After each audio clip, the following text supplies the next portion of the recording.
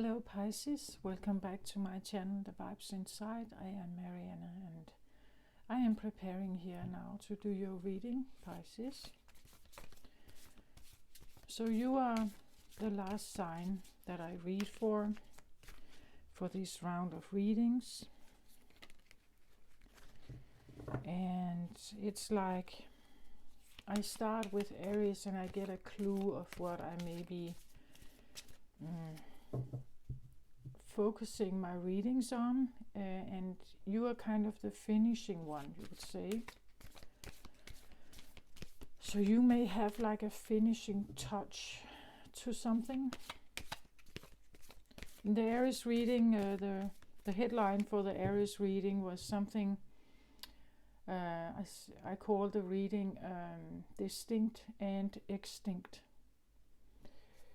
And it tells me or told me something about that the readings that I was doing could possibly be things that are a bit out of here or unreal in some way, because there is this sense of extinction to it, that it's particular, and then it's also maybe not here anymore, we would say. From a point of linear time thinking, we would say it's not here anymore.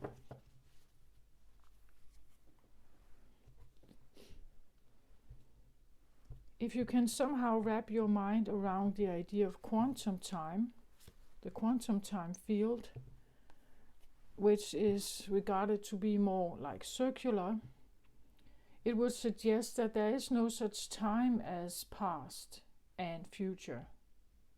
There is actually only the now.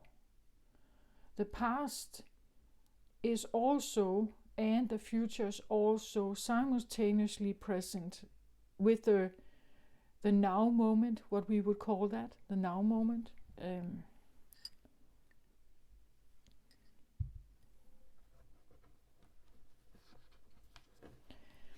I don't think that many people, like the idea that something is long gone and extinct.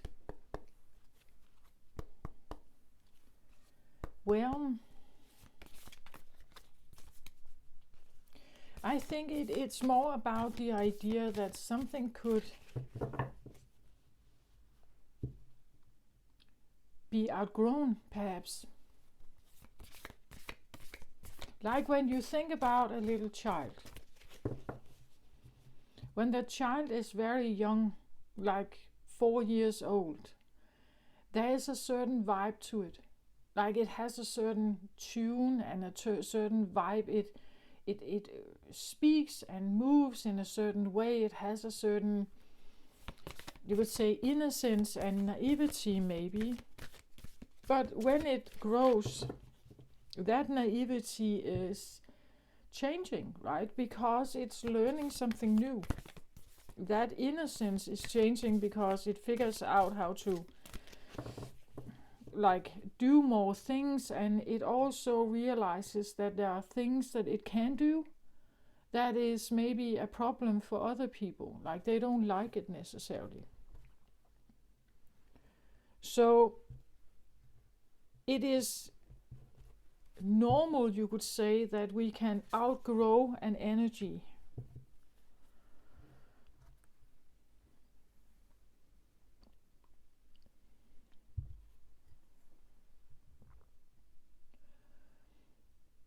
I think there could be now I'm saying something maybe doesn't sound very nice, but I'm saying it anyway, just as an example. If you take a very young woman, so her, you could say her life force and her vibrancy is different than if you take an 80-year-old woman. Right? It's like, it's just because it is like that, right? This 70 or 80-year-old woman can still be active, can still be, to a certain point attractive in some way, but it cannot compare with the young one, perhaps, right?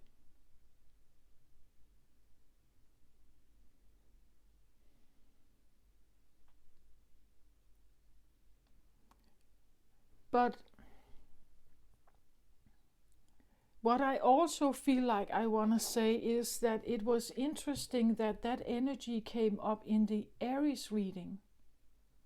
Because the Aries reading is the first one. It's the young one. It's the toddler. It's the newborn. It is the one that has all the vibrancy. Like it's just arrived. Right? It has all the momentum that you could ever like think about for a toddler, right? Or for a young child. So why does that energy already presents itself in the Aries reading? Like why? What is an Aries reading thinking about that should be extinct? If you think about an Aries reading, what is it that is extinct then? For a masculine fire sign that is full of energy, because like Aries children, like they are like all over the place.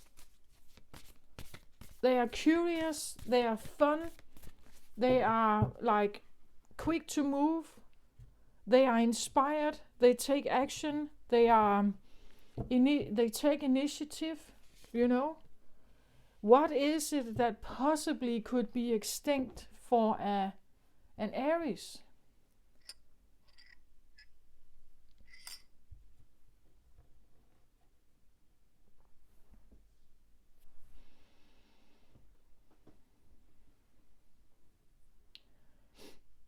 So that is the question, isn't it?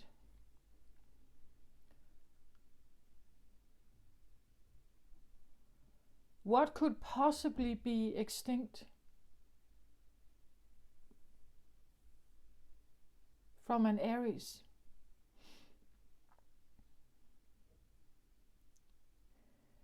Well, if we look at Earth and Earth existence and Earth creation, these 13 billion years ago, if we can trust what the scientists tell us, we could say that if we somehow, and here I specifically think about Aries because Aries represents like the very first experience of getting here, you could say. So, and if we were looking at the globe at that time, it was not a fertile, beautiful planet with life and water and vegetation and everything at that point. It was a fireball. There was no such thing as physical life. There was no such thing as the only thing that was physical was Earth itself.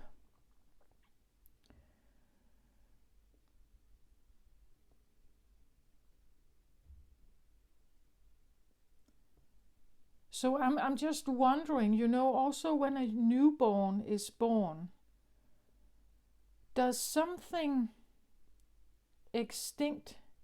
Does something get extinct when the creation gets born? So like when the child is literally born from the womb, is something extinct? Yes, something is extinct for the baby. The life force supply.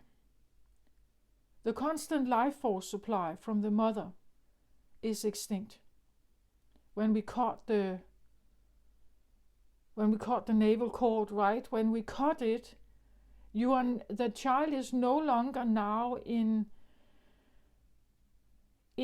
contact with a constant supplier, And this goes for both men and women, of course. Girls and boys. When the navel cord is cut, you have no longer supply from an outside source, as in always. You will probably, because your parents are still there, they will still supply things. But you know, it's not the same. It's not the same. What you get through the navel cord it's already been digested, right? It's already been gone through the mother's bloodstream and in everything. It has already been oxygenated. It has already been pre-digested or pre-chewed, you know. And then the child gets it. And it doesn't have to do anything. It just lays there, you know, in the womb. It's like this one room apartment, all inclusive. Everything is it's warm and nice and everything cozy in there. And then you get born, and then it's not like that. Yeah, they're still there. The mother is still there, you know, but it's not the same.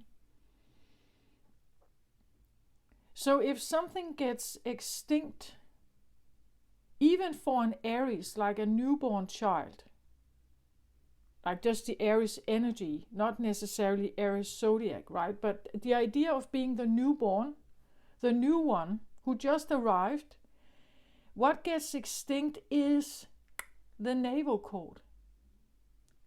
We cut it to sever the child from the mother, because the child cannot keep being touched to the mother like that. At least that's what we are doing, right? We're doing this. And that's actually the only reason. It's the only thing I can think about. So I was wondering, Earth is said to have a sense of a heartbeat, like the planet is alive, that our Gaia, Earth Mother, is not just, you could say, lifeless rock and stone or something. It's actually alive. It has a hum. It has a tune. It has something. And what if that hum is the same hum that we have? Because we all have this hum of being severed from the navel cord, like the live stream. We do not necessarily feel connected with God. We can do prayer and or we are separated, physically separated from our mother and father and everybody else around us, unless you are, what is that called? You know, like twins that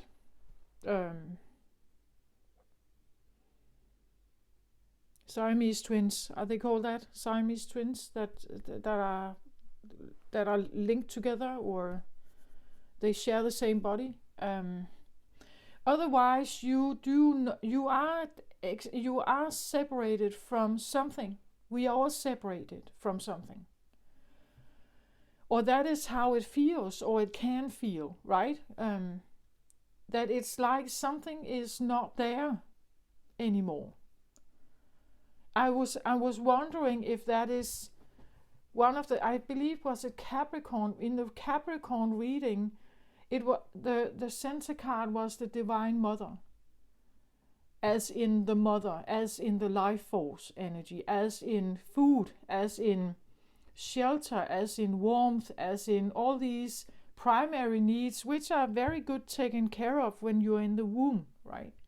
So I'm wondering if the extinct energy could have something to do with supply, like life force supply, because like every human knows, you are not very old. You will know that you get hungry, you get thirsty, you need to eat, you need to drink, you need to have all the other things, you need to sleep sometimes, you need to have shelter and warmth and a sense of care and protection in some way. And I'm wondering if our planet, you know, our planet is equally a child, is also a child of the universe, feeling separated from something in the same way as we, her earthlings, feel separated. Like, is there some kind of connection with that, the way that Earth was born, the way it got to, you could say, live or have form, that it came out of a birth, you could say, that the Big Bang was a birth somehow.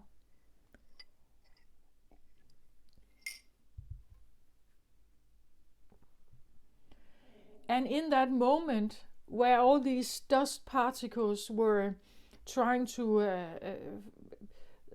with that gravitational pull, find each other and link together and become this, what we now know as planets, right?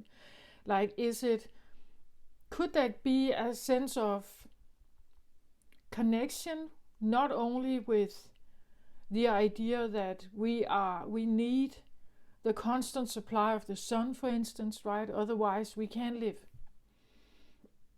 But the sun is, it's there, but we are not, we're not intertwined with the sun. It's very, very hot, right? So we would burn up if we did. But it's similar to the idea of the sun god, or Ra, or Godfather, or something like that. That there is such enormous power in the father concept that we are somehow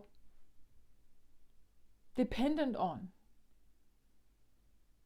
Or if we think that the sun is not a he but a she, that there's the life force is there and we are separate from it. We feel some of it, right? And we can live in the form that we have now.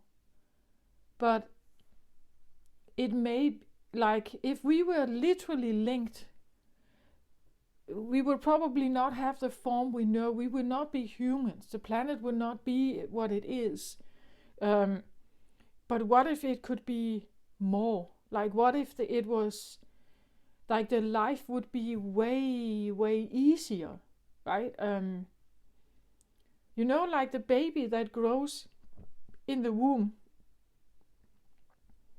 It just lays there, and it's just like fussing around a little bit, perhaps, but it's laying there, it's warm, it's comfortable, it's protected by the mother womb, but also the water, the sound, everything, while the brain and the ears and everything are developing, it's very nicely protected. A bit like what's that called? A yolk inside the egg, right? An eggnog. Like that there is the yellow part, and then there is the white outside of it, to protect it, you could say. Or what it does, or it gives nurture, or it gives food, it gives nourishment to what could be a chicken, but never develops in an egg, the ones that we buy in the grocery.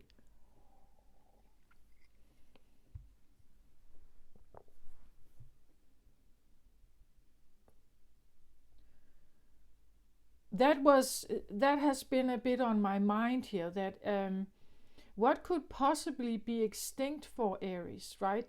Because you're the new one.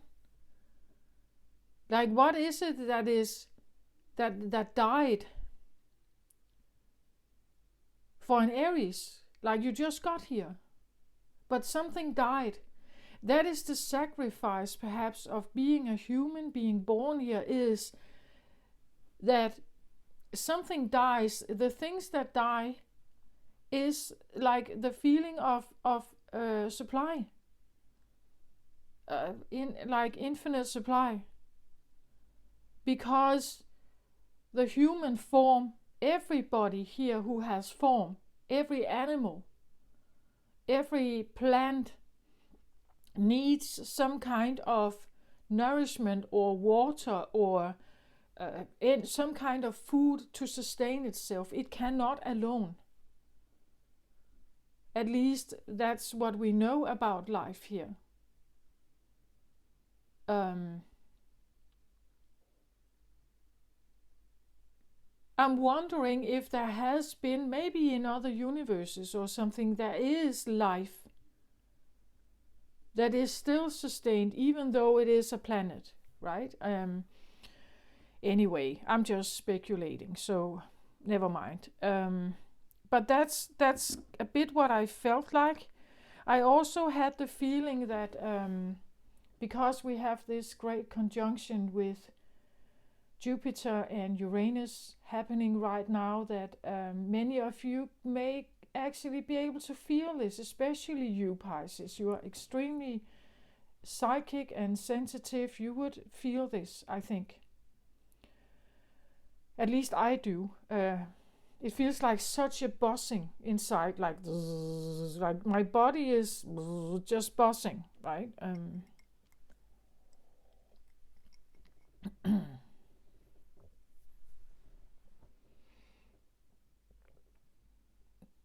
Jupiter is, you could say, the magnifier, the one that expands. Everything that it touches, it expands. So we could say that if Jupiter is in the neighborhood of Uranus, which is called the Great Awakener, that wakes us up to what we need to face, not necessarily what we want to look at, not necessarily what we wish for, because this can be ego driven, but it's definitely going to show you what you need, but not necessarily what you want. To figure out who you actually are and what is right for you. Most of us are driven by our ego still, right? So, well, maybe not you, Pisces, because you probably awaken very young, I guess. And you have seen through the veil of something already, perhaps, right? But I feel like with these two giant planets meeting up, as I said, Jupiter expands everything that it touches, and it's currently almost or very close to Uranus. Like the real get together, you could say, will be on the 21st of April.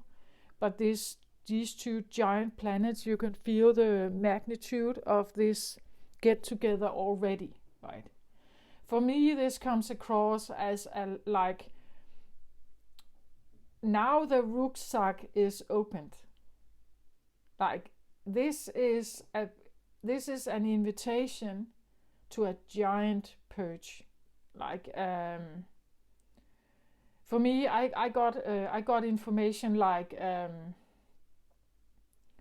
and I have been going through a lot of historical events already, like in my spiritual awakening, just I believe maybe my personal past lives and so on. But this here, I was told like the storyline, the pain and storyline and suffering that everybody is carrying, because there is another energy coming in here, and this energy can only come in if we purge, like if we get this old, yucky, heavy stuff out of our bodies and out of our auras, then this new energy can come in, which is what we would probably talk about, fifth dimensional energy. I believe like he's already here. I'm just smiling because he's already here. It's already here, right? It's already here.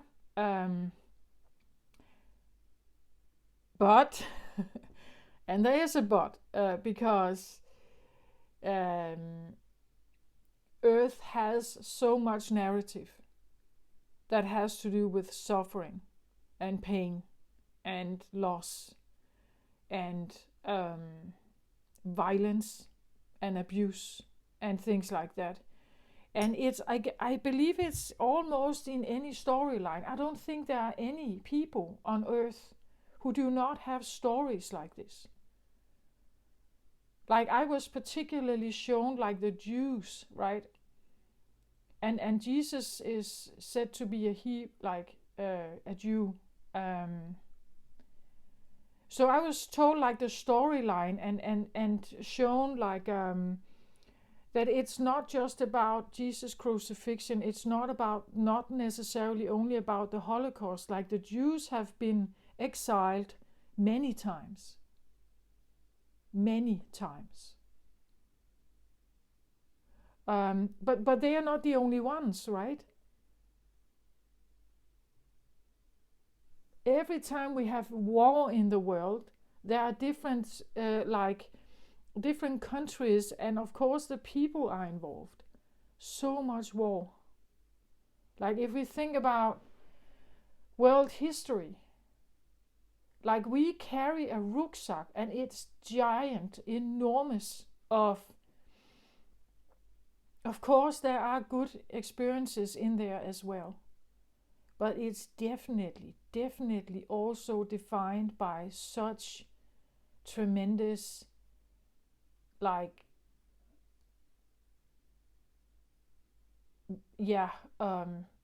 darkness, right? And I believe that the spiritual awakening is like that. It's what you're doing is you're cleansing out all your darkness, all the abuse, all the violence, traumas, sadness, grief, loss, all this stuff. This is what comes to the surface because it needs to be cleared. It needs to be, transformed to something else. If you want something else, it's just, I believe that this is what is here now. This is what this conjunction, these two giant planets are like, and therefore there can be a very strong feelings coming up. Not just on the 21st of April. Again, I've felt this energy come in for a long time now. Just slowly but surely. They move slowly, these planets, right? They are outer planets. So they move slowly, but it also means that they stay they follow each other for a long period of time. Several months, right? This has been going on for months already. Now they are just close to each other. Now I believe they are around 2 degrees from each other, right? At the moment. And then there will be a full conjunction on the 21st of April. And this is where I believe that there can be this wave of awakening almost, or a wave of purge, and we may see things in the media perhaps, where people are suddenly reacting in very different ways, because it's necessary. We have to get rid of all this stuff. Mankind has been carrying this for so long. Personally, I've had something that resembled a bit of a heart attack, actually.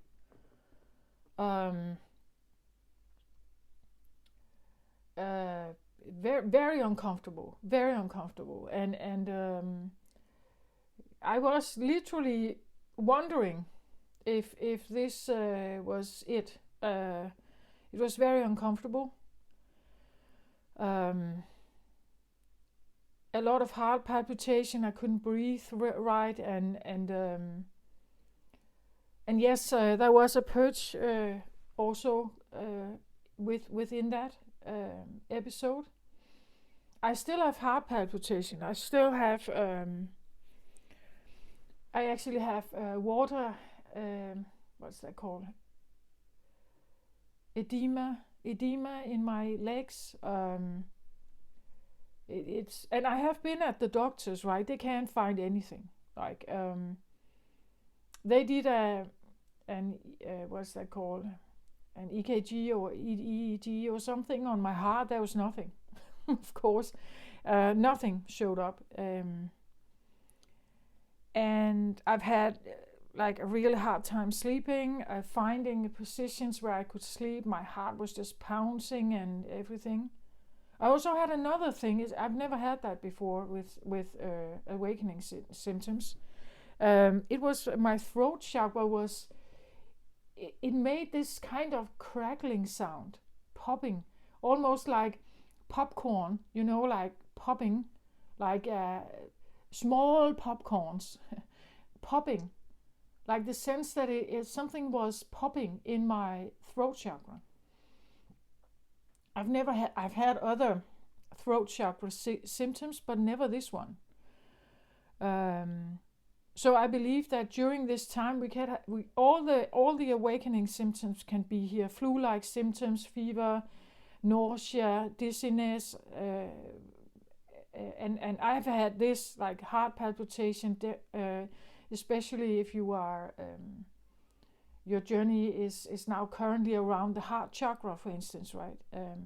You could have root chakra issues, bladder issues, digestive issues, all kinds of stuff could come up.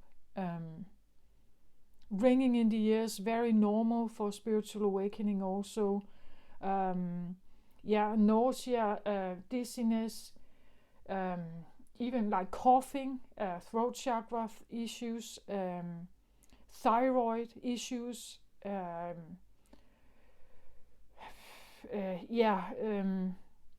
depending on what chakras are moving or are being asked to cleanse, right? Of course, if we talk about crown chakra, pineal gland, third eye, you could have headaches, massive headaches. I've had that also. I normally never have had headaches. It's very rare that I have that. I've had that too here for some days, not very comfortable. And with these other symptoms, I literally thought something was really wrong this time, right?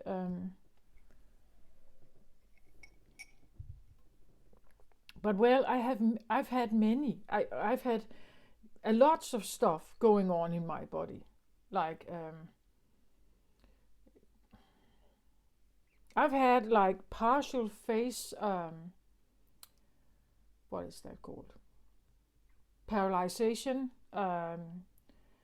blurred vision, brain fog, exhaustion, all kinds of. I believe all of this. Some of this, boom, it's just coming. Like I really think so.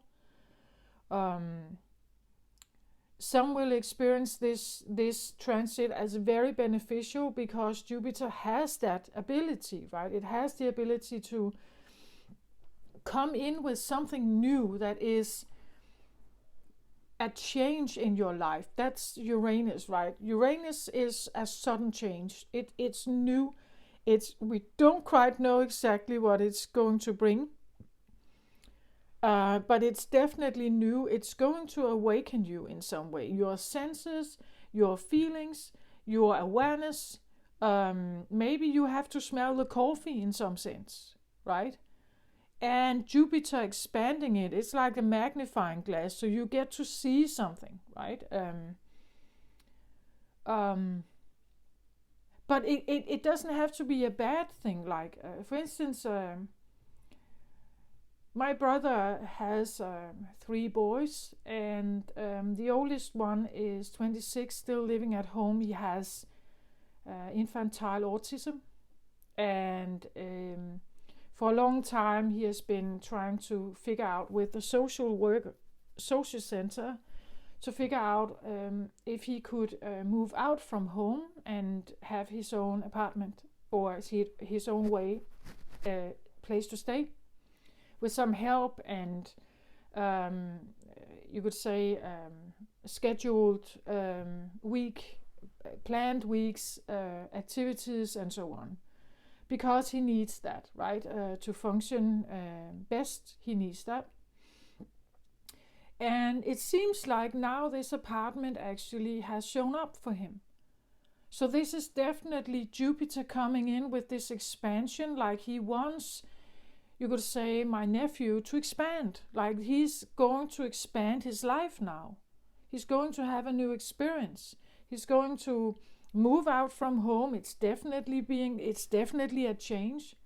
For anyone with autism, like a move is a very big change.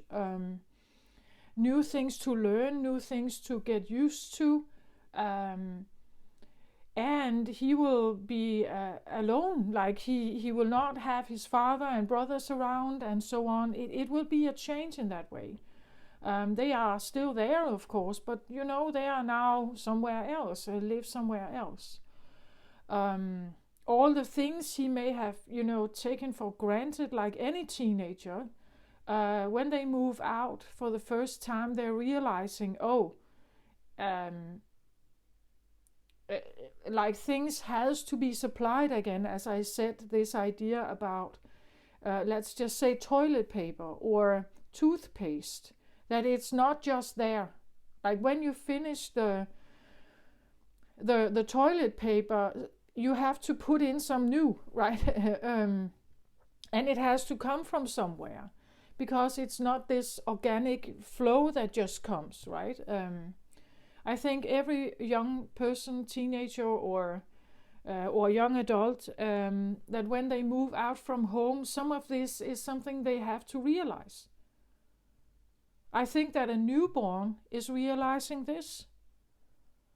But also when you actually leave home, like if you have been living at home, and you know there has been this supply of things that you could use. You took it for granted, right? Your clothes is washed, there's food in the fridge, there's dinner at night, drink, beverage, toothpaste, toilet paper, whatever you could ever fancy in a home, right? That it's there. And now when you move into your own place, it's not going to be the same, right? There will be stuff there, of course. And when you move in, you will be supplied. You know that we will, the parents usually help, right? We fill up the cardboards. You will have your own plates and glasses and cups and whatever. You will have food in the fridge. You will have, but you know, eventually it's used. Eventually you have to bring it yourself, right? You now have to maintain it. And I think every teenager, like when they move out for the first time, I think they get to realize this. That like this supply chain is cut somehow, or it's not the same, right? You can't rely on that something is just constantly providing something. So, and I get to this maturing, like a maturity level, a maturing, a sense of growing, that you can stay the. And he's 26, my brother's oldest boy. He's 26, and it has been a long journey for them to figure out how he somehow should live his life, and having some kind of education and a little part-time job and so on. Like it has been quite a long maturing process to get to this point. It's a very exciting new time, I think, for him to see what this whether he actually can do this, and he will not, break down during this process, this change. He will definitely have help, but eventually, let's say he moves into an apartment in a few months. So let's say in autumn, he has been there for maybe 3-4 months. What is life then like? Has he adapted to these new things, right? That is the question that Jupiter and that Jupiter and Uranus is kind of asking of us, and it depends on where you have Jupiter in your chart, Uranus maybe also.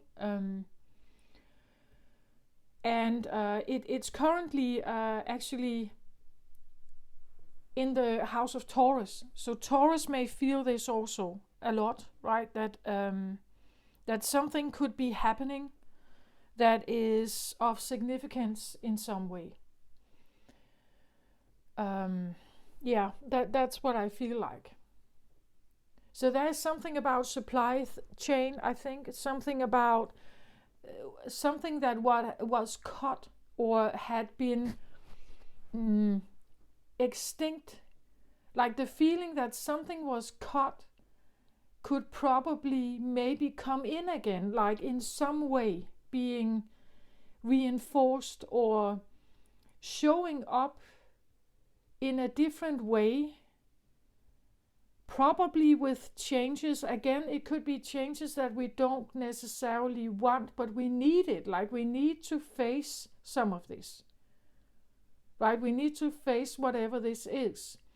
So for some, it could be the feeling that they're losing supply chain, and for others, it's like they're gaining. Depending on like your chart, right? The Taurus is about second house is your own money. It's about you could say safety, security. I want to say earthly matters. It could be like food, shelter, maybe work, because work has to do with your own money. And I say your own money because the 8th house, Scorpio, is about other people's money. So in this case, it's about your own security, your own finances, how you manage your own finances, and again, primary needs like food, shelter, that you can actually manage to get by, you could say, and feel safe in it. Like there's this great sense of needing, like, or wanting safety, right? We all somehow deep down we want it and need that feeling safe, that we are that we are okay here, right?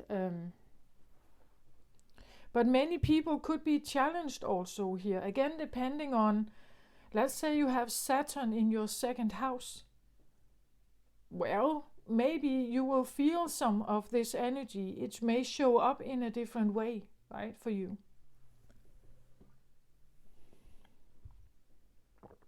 We also had the new moon in Aries. And maybe, again, there's a possibility with a new moon of a rebirth, of rebirthing something or rekindling something. Mercury is also retrograding right now. Rekindling, remembering something. And again, as I said, I feel like there's such a narrative on Earth that has to do with like all the stuff that has been. All the stuff that has been, right? Which is maybe also ancient, some of it. Ancient Romans, ancient Egypt, ancient whatever, Greek, that stuff has been going on here,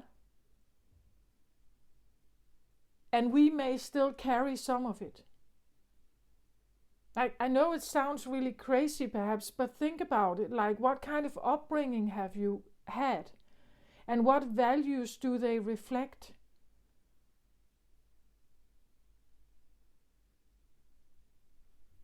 Right? Can we somehow trace that back to some kind of understanding? I believe I have grown up without what we call religious, normal religious daily practice.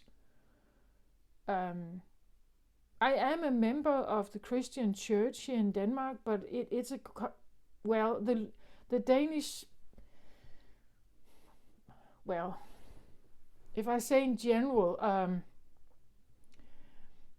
I guess that many Danes, yeah, they do have a relationship with church, but it's mainly Christmas and, well, their own communion, and then we are baptized when we are, or when we are babies.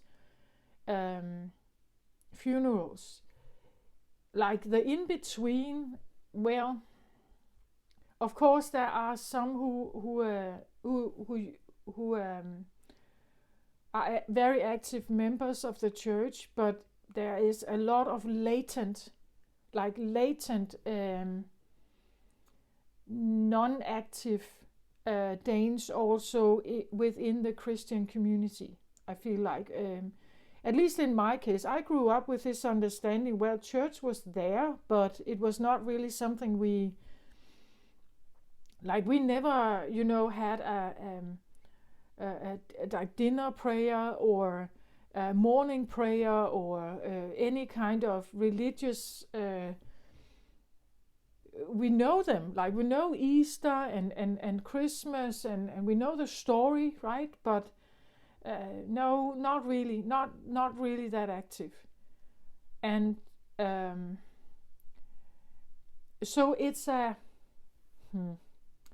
it's not a very grounded, not a very identified, the sense of religion has never really been truly identified within me, because it was so superficial and it was so out there.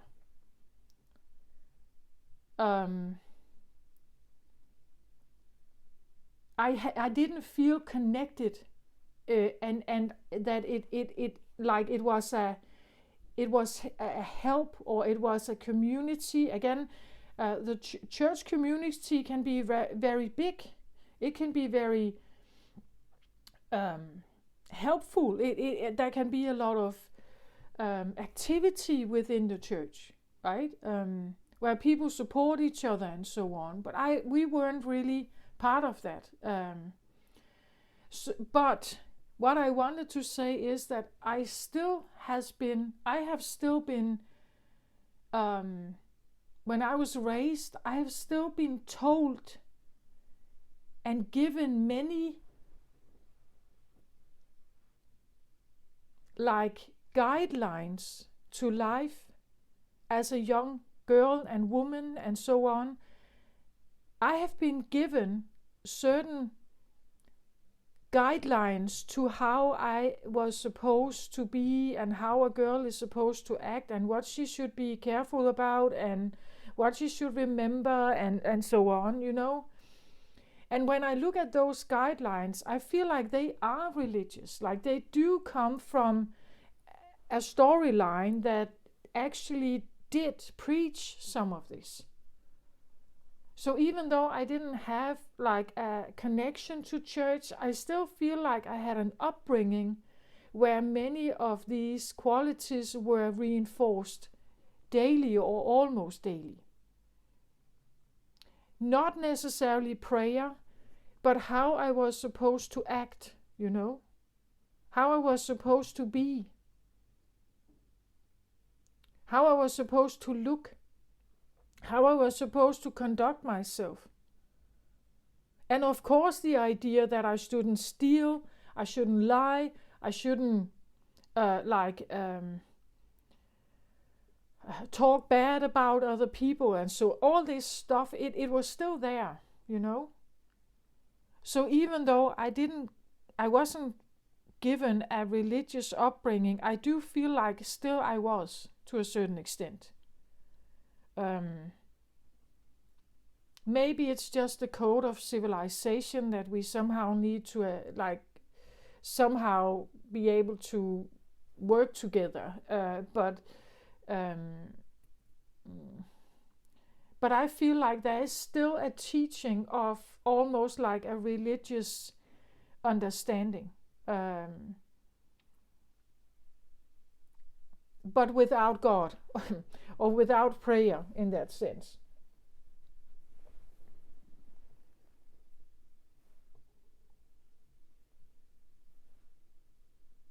So yeah. Why did I say that? Oh yeah, it's the narrative. It's the big narrative that we are carrying, and I think it's to a certain point it's conscious maybe, and then there is a lot of it that is very unconscious. Because we believe that it happened in the past, so it's there. But it's not there, it's right with us still, every day.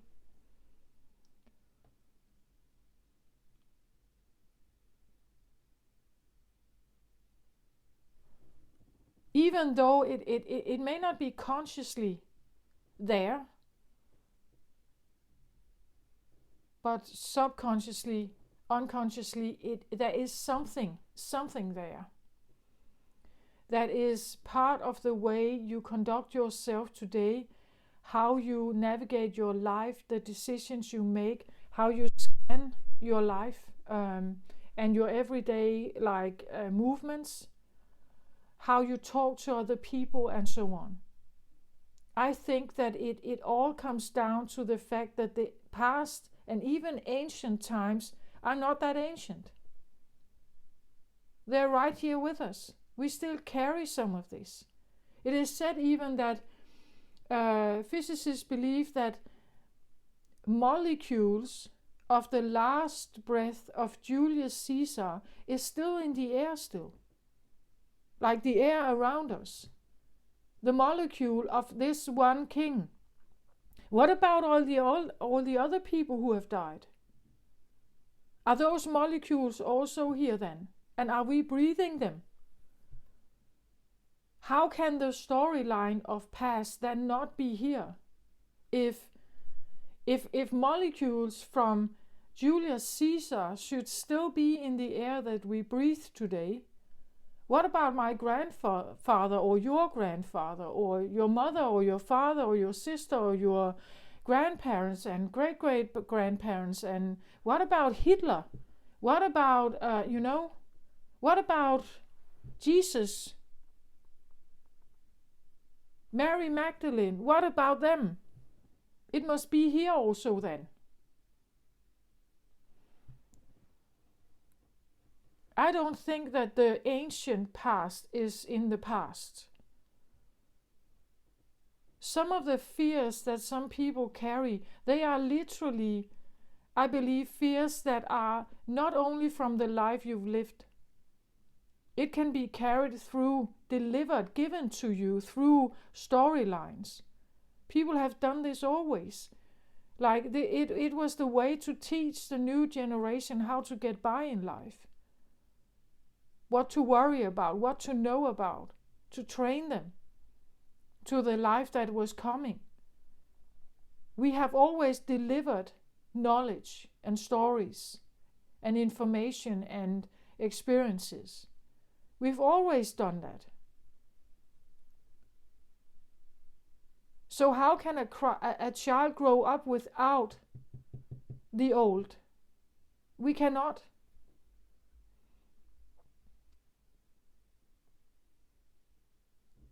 Like we can't. Like it's and the storyline that your father gave you, like their father gave them, and their father again gave them, and some of this is literally perhaps inherited, bloodline inherited, and so on.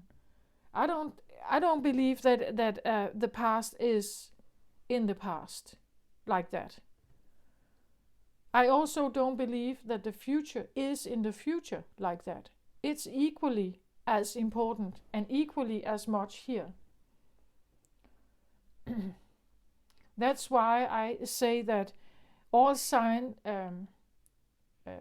fiction films, well, people say, oh, it's imagination. They've made it from imagination. I don't believe it's imagination. I believe it's memory.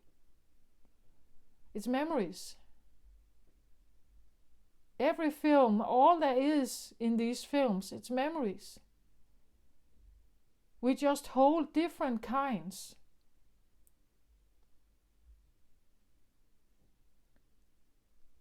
Right? And that's also why people resonate with some films and like them.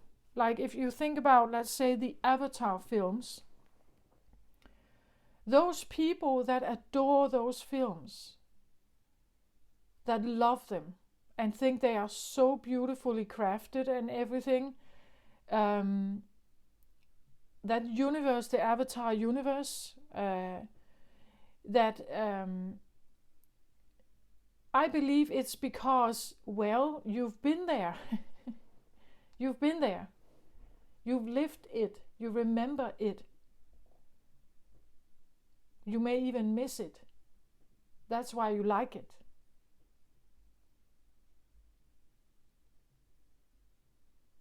Well, but that's just me. Anyway, let's have a look at the cards here for you. I feel like there is a big, like an invitation from these two planets to be honest with ourselves and purge the things that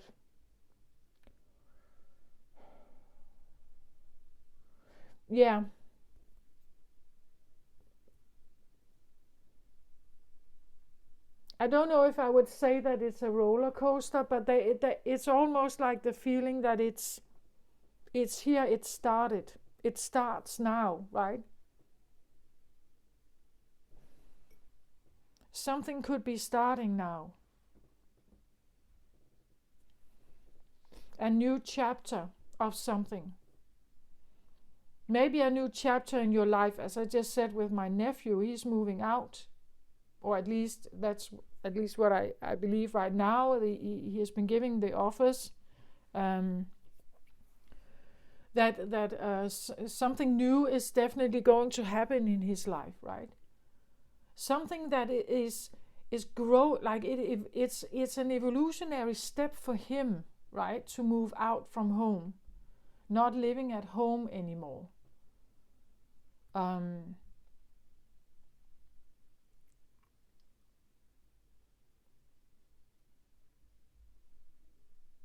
And well, there can be something about supply chains here, I think, for some people. Something about the idea, again, Taurus is the second house, money, and so on. It could be something about supply chain. Whether you feel actually supported or not supported. So in the center here, I get the Chariot card.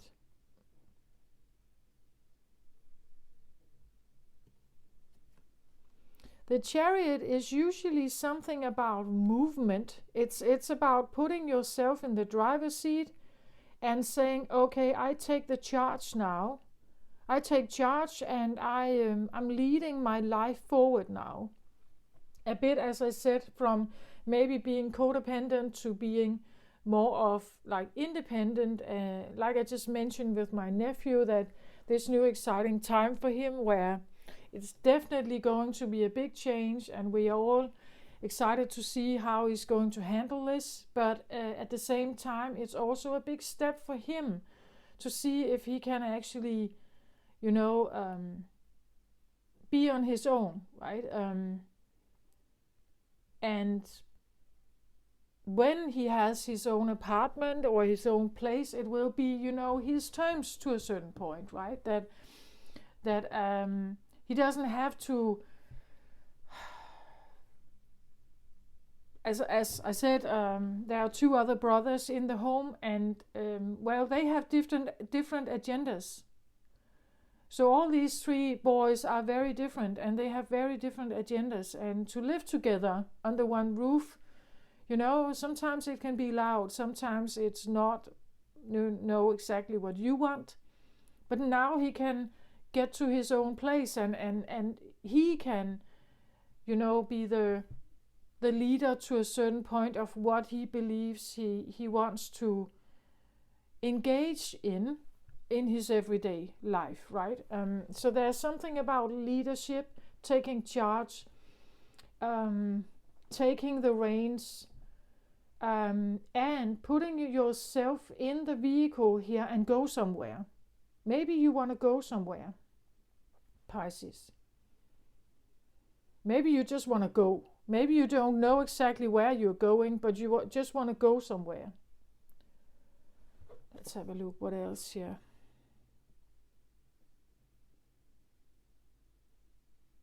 I'm very drawn to her belly here. So I feel like there's something, and this is solar plexus area here. I feel like there's something about confidence, willpower, go-getter energy. I'm just going to do it, right? I'm taking this chance, or I'm throwing myself into this. As I said, Uranus can do that. It's like this sudden change, sudden eruption, sudden. It doesn't have to be an impact. It can be a door that opens. It can be an offer. It can be a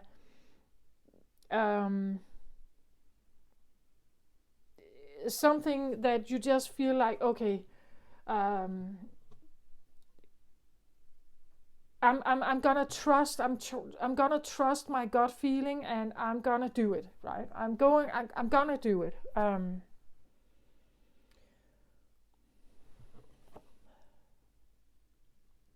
And Jupiter and Uranus can definitely do that, right? They can come in with this expansion. Can also be, expansive energy can be your confidence is growing to do something, or to change something, or to take action on something. The Chariot is definitely about taking action. Usually considered a Cancerian or Piscean card. So I feel like there is go-getter energy, but there's also a sensitivity here. Like Cancer and Pisces are quite sensitive. It's emotional. It's heart-based. It is maybe feminine. Like feminine in nature, the way you take action. There could be something about like taking action in a feminine way, in a sensual, in a sensitive way, in a like it could be like a leap of faith, in the sense that you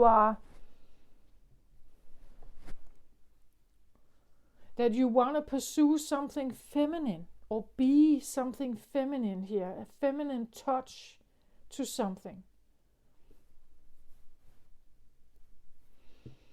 In the root position here, I have the Rainmaker.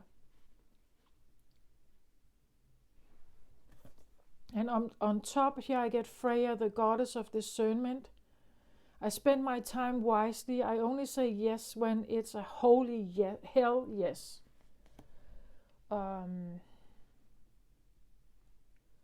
Okay, so I feel leadership here about your environment, something about that if I want to take action here, I must feel a holy hell yes before I take action. Otherwise, I won't do it, right?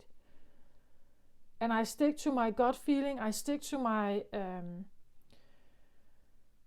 confidence about something, or even like boundary or integrity, that no, I'm not gonna. And even though, because this is in your root position here, so the root position is that maybe you feel that if you should actually keep your ground or stand your ground on something, that it will make a fuss, right? It will create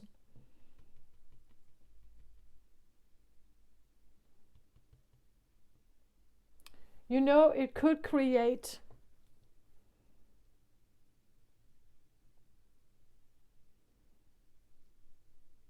well, I get both abundance and also problems with this, like, because it's like the Rainmaker, the way that they dance to get the rain can be rather dramatic and intense, and they can put up a show here, right? And then the rain comes, and the rain is actually what everybody wants. The rain is actually healing, because it's for the crops. It's a securing of the crop, of the plants, of the to come harvest, right? The rain dance is, or Rainmaker is, we can even say, I want to say rain as in tears, teardrops falling, right? That the Rainmaker can be someone who, it could be for the greater benefit of the good that this rain is made, or that we ask the rainmaker to actually do their stuff, that we ask the rainmaker to do their dance, to do their rain dance, because it's for the greater good, right? We want the crops out there to be fed. We want it to be watered. We want it to be fertilized. We want it to grow. We want to ensure the beautiful harvest for everyone out there. And this is in your root position. And this can, of course, be for yourself that you want this, or your family, or the people close around you. And maybe that's also why you're choosing to take action here, that you want something to water the crops, I feel like. Water the seeds. It's like you want to do something to water the seeds.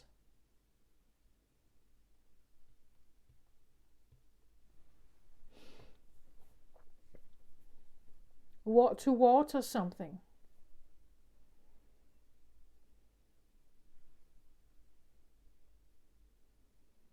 But again, like the rainmaker, look at her face here. I feel like sometimes, like the way a rainmaker makes the rain can be rather dramatic and intense and very focused. And for others who are outsiders, they don't have a clue of what this rainmaker is doing. Like they may not even respect it. Like they may not even understand what you're doing, right? This could be you dancing in the forest at night, right? And people may not get what you're doing here, but you don't care, right? Like you've put yourself in the position, yeah, but I am doing what is necessary, maybe also, yeah, necessary, interesting. I'm doing what is necessary. I trust my gut feeling. I move forward through my intuition and senses. Yeah, I let myself be guided by this. I move forward with this. I go in a direction, and that direction may not be what other people may like.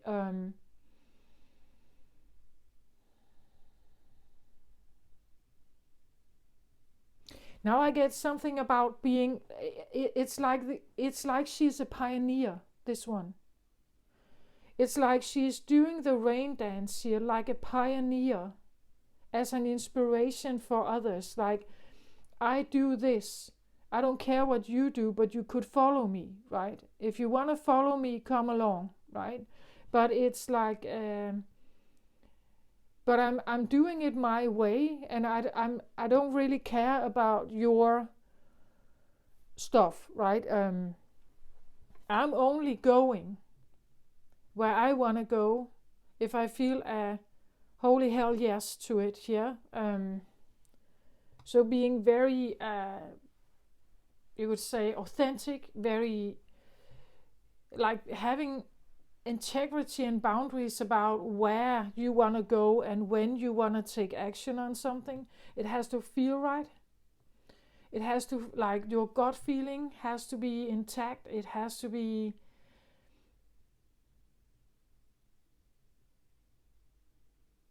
I feel like you wanna follow your intuition on whatever is coming here, I think. Following your intuition on where it's guiding you, and not necessarily just because someone else wants you to. But the rainmaker can make a fuss. Like I really feel that. Usually the rainmaker is someone who's called upon.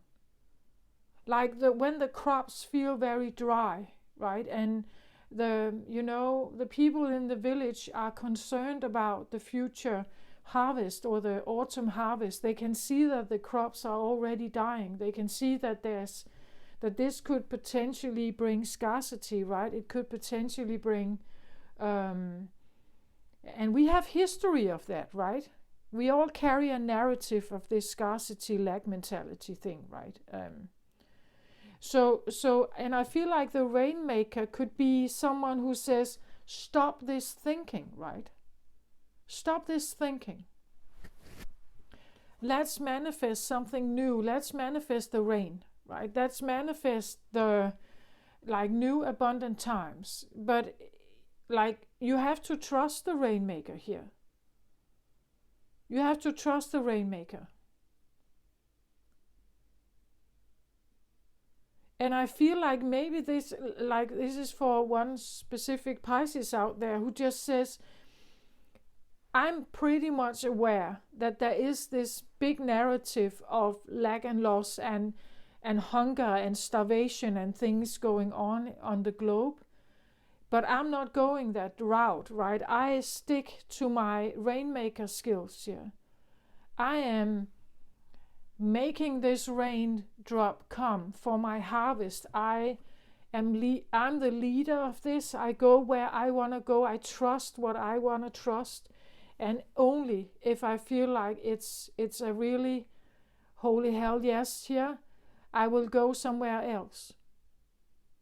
Like only if I feel like this is the right choice for me or beneficial, or I get pioneer, but I also get empress energy here. Like she is like an empress saying, yeah, okay, you want to go by your life like that, doing what you've always done, thinking it's going to change anything. But you're going to do it your way. Great, you do that, right? But I stick to my gut feeling here. I stick to where I want to invest my time. When do I want to dance this rain dance, and with what and for what? I don't want to waste my energy on something here if it's not a holy hell yes. And that's why I put myself in the leadership position here. And I think actually Pisces, for a good time to come here, you could be what people will look for. Like you can be healer energies here that people are looking for, because they don't know how to change their ways. They don't know how to manifest new. They don't know how to open new doors. They probably would want you to come in and make the rain dance for them, right? And then they get the water and they are maybe happy. It's like a bandage for a while, right? But you want to consider if you just want to come in and do that rain dance, or you want to get paid for it, right? Or there's something about, I feel like, and again, sometimes you may be doing rain dance here and healing because it's in your roots here. It's in your root chakra. You come from a bloodline of healers. Of course you do, Pisces, right? You are rainmakers here. You can make the rain. You can make the rain come, right? And people may not understand it. Like they don't understand how you get the trouble away, how you fix it, how you may heal, how are you. But you are water, right? Of course you are the rainmaker. You are a water healer. You can bring in the water. You can summon the water for healing, for soothing, for balance.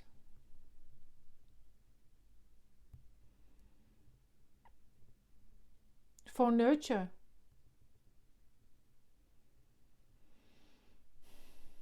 And you can do that, of course, without, it's in your rules. People may also expect it from you, perhaps, right? That you just come in with this soothing, beautiful energy.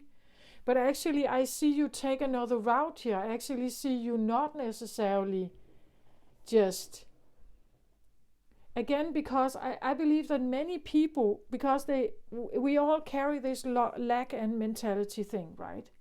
And loss and blood and violence and war and grief and stuff like that. It's all there. But what people usually just want is like a bandage. Can you just not take just the worst thing away? It's like when you have a headache and you eat some headache pills, right? Some aspirin or something. What you're doing is that, yeah, you're treating like the visible symptom of something, but you're not treating the root cause. Right? That's what I feel like is here. It's like, are you in, like you're saying here to people, right? Have you been treating the root cause, or do you just want me to come in as a bandage? Because I don't want to waste my time here on people or situations where I just keep putting on a bandage, right? I keep putting on a bandage. And this could also be supply, emotional supply, in the sense that you are kind, you are motherly, you are, healer, you are a compassionate, caring person. It could be that your rainmaking is not necessarily something that is for free, right? It's not necessarily something you want to, in the sense, well, it sounds maybe strange, but you can have people that rely on you in that way around you all the time, like close family, friends. And yeah, maybe we do want normally to help our friends or family or something, but we can also have family members that just come in for your kindness. Like, they want your support, they want your compassion, they want your friendship, they want your attention maybe. And here it just feels to me that it's like, no, I'm not going to do that. Like, I come from a storyline of healers here. I have been dealing with this enormous, very narcissistic wound that we all are carrying. I've been dealing with this like for millennia here. Or my family has. I'm not dealing with this if you only come for a bandage. Again, as I said, with like my nephew moving out from home, let's say in the autumn, he comes and asks his father for money. Or, oh, but now he has such problem with this and that in the apartment. Yes, of course you can still provide help to a certain point. And he has a diagnosis of autism, so he needs a bit more special care. But still, there are other things that maybe I won't come, Maybe I will not come always. Maybe I'm not coming just because you call me or just because you are uncomfortable in some way. You need to figure out like what you can do. And again, the root cause of you calling, what is that? Anxiety, you don't think you can do it, you don't feel good enough, or you don't feel like you are panicking or something. Okay, let's figure out how to deal with that, because that is actually the problem. But you only want me to treat the band or put you a bandage on, right? What about all the things in between here? The things in between are actually the things we have to face. So that's what I feel like is here. It's this feeling like I have something very unique here. Being the rainmaker is ancient. It's known to be something that has been done, but like in previous times, right? In the sense of linear time thinking, then it would have been in the past, something that was done in the past, not something we do in the current moment, right? But actually you come from a bloodline of this, I think, right, Pisces, when this card comes up like that. And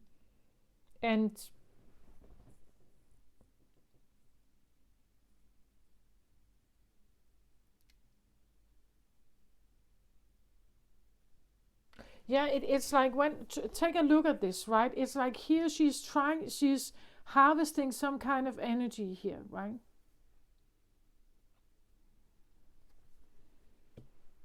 Then it's like she is now very much aware of this energy. It's still here, surrounding her.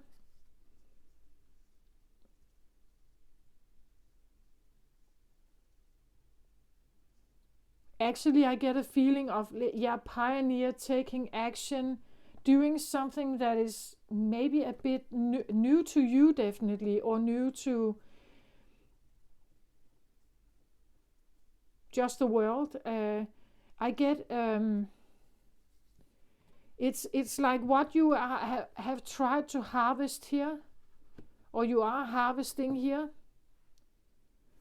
is being,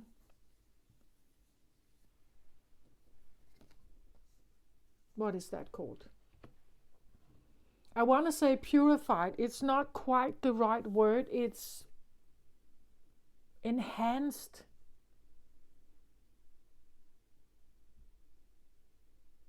Purified and enhanced. And because again here it has a dark tone to it.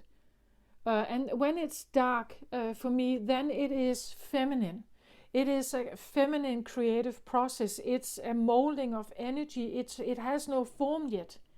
It's a molding of energy. It's something that can't quite be explained or seen. It's a molding of energy where it's dark. It's dark in that way. Because how does the rainmaker create rain, or harvest it, or summon it? We can't exactly see what the dancer is doing, but they're doing something, right? Here it's like it has become very apparent. It's no longer dark. It has a form.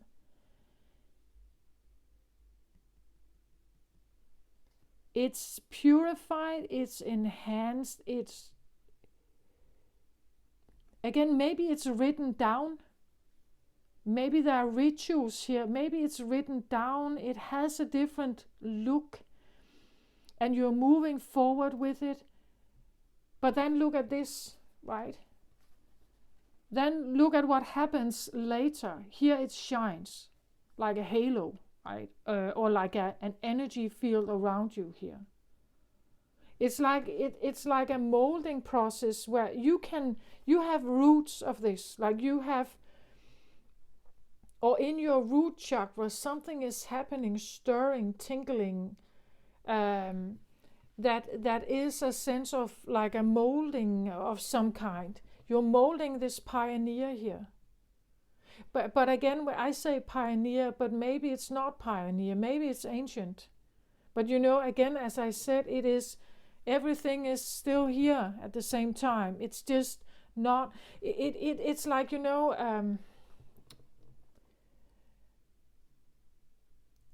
when I say that, like, in some civilizations, some of the feminine energy has been regarded as very like high priestess level, right?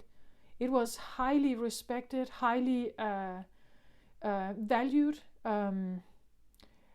So this one could be like maybe a pioneer in this world that we know today, but I don't think so. This is because it already,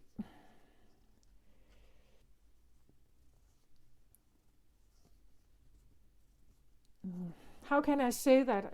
It's like when you have the metal gold, you have a chunk of it. The chunk in itself has value. But what you're doing here is, it's like you're making it more. Because as a goldsmith, you can mold the gold still. You have ways of sharpening it, or flattening it, or beautifying it with with decorations and things like that. You can enhance the beauty, or you can enhance something here from this energy. You can enhance it even more, right? So it's not just a chunk of gold, which in itself is valuable. No, you have a way of multiplying it. Maybe that's the Jupiter, right? The multiplying of enhancing it, expanding it, making it even more beautiful, more valuable. You're adding something to it here. It's decorated. It's gold now. It's gold now. Where here it may be, like you're still playing with the energies of changing lead into gold. Here it has actually arrived. You have decorated it. You have enhanced it. As I said, this can just be a book. It could be something you're writing, some knowledge you have. You're writing it. You are singing it. This could be like a singing bowl, right? That you have crafted this particular singing bowl. You have crafted this dance or something, where something is, it is enhanced, beautified. The value is way more enhanced value, and second house is about value also, right? Having value in the world, your confidence, but also if you're creating something, does it have value, right? Do people want it? Right? Do people want to listen to my video here? Or is it too far out of reach? People don't like it. They can't seem to find any resonance with it. Right? So, but here I feel like you are creating something here, or has created something that you are now maybe taking leadership on. It has been something that has been in the process of molding, maybe for a bit of time. Yeah, I get something about confidence from her here. That what I have here is excellent. What I have here is excellence.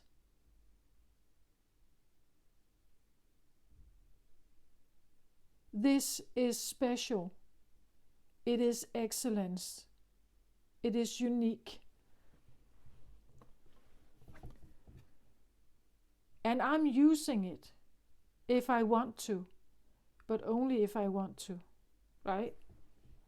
It's mine. I own this. It's very feminine, I think. Highly feminine. I am in charge of it. Nobody can just get it or have access to it like that. Again, I get High Priestess, Empress, something about like the Oracle of Delphi, Like the Oracle of Delphi was in the past, if we think linear time. It was in the past. It was a highly treasured temple priestess who her job was to be the oracle. She was sitting there tuning into energies, advising people. And people came to the temple, paid for her services, right? That's what I see here. It's like you are enhancing something. It's something like that I get here. But I get pioneer, but it's not, I don't think it's pioneer. Actually, it's quite old. It's an ability that is seemingly ancient, but is brought to the forefront. It's like reviving a dinosaur, right? But in the psychic realm, in the sensitive feminine psychic realm, you are a sensitive feminine dinosaur. You have certain qualities here. But again, it may seem like that was extinct. like the Oracle of Delphi doesn't exist anymore. Yeah, but there are others, that are in the psychic field and so on. Maybe we have someone here who is enhancing something here. They are building, molding, recalling, memorizing, remembering something here, and bringing it to the forefront.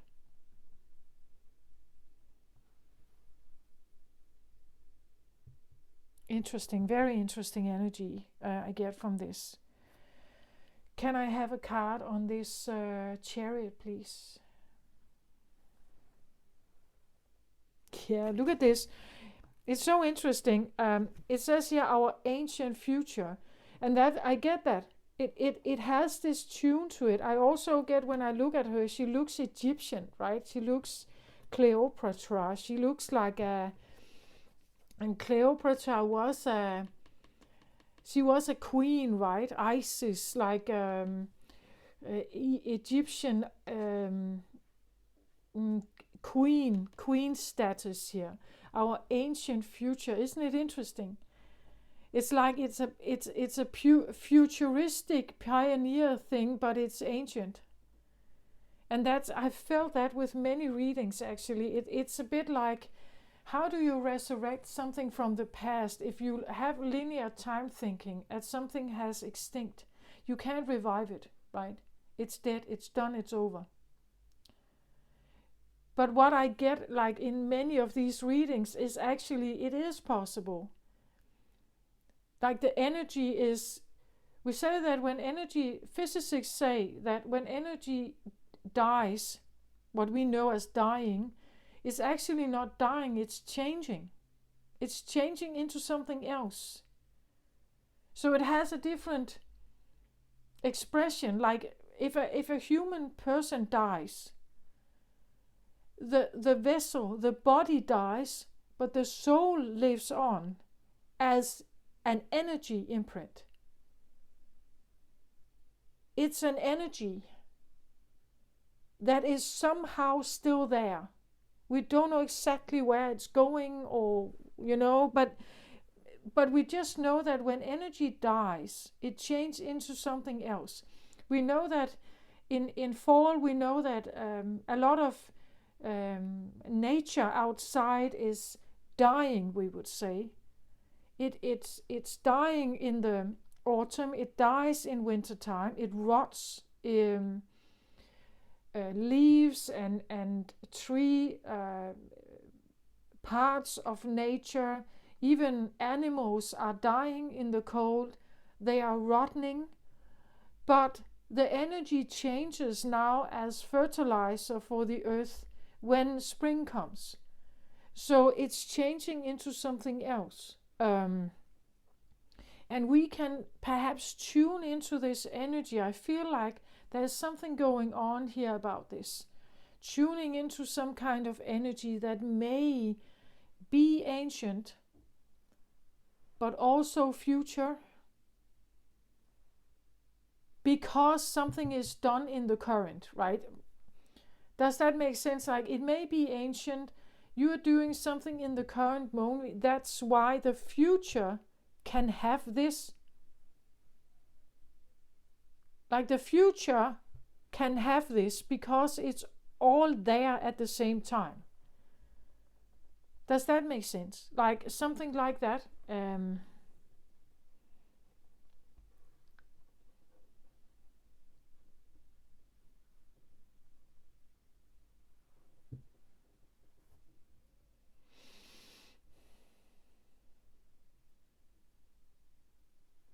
But look at her, how beautiful she is. Like I see the way she is definitely shining here, but also this vibrant orange color, which is womb and sacral chakra.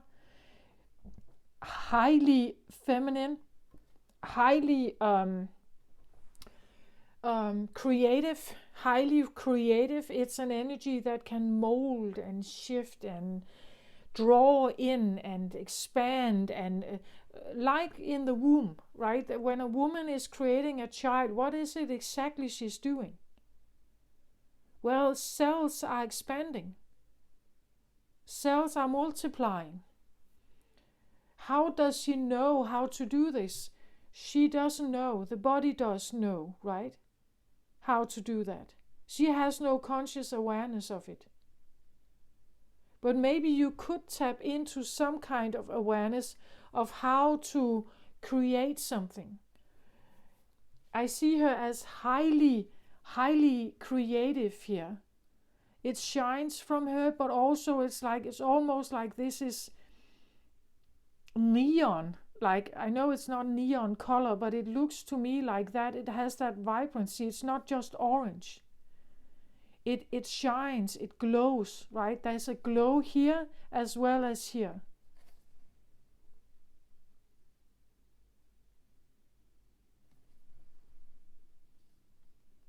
And she's actually holding what is that? Is it a bell? Like she's holding on to some kind of gold, and I see it like it has this shape like this.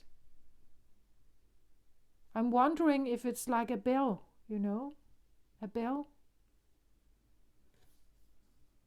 And there are certain markings on it, signs, symbols. I spend my time wisely. I only say I only say yes when it's a holy hell yes. Freya. Discernment. Choice, decision. And therefore also decision not to interact. Like there is decision to take action, but then there is also decision not to take action about something else, right? Our ancient future here.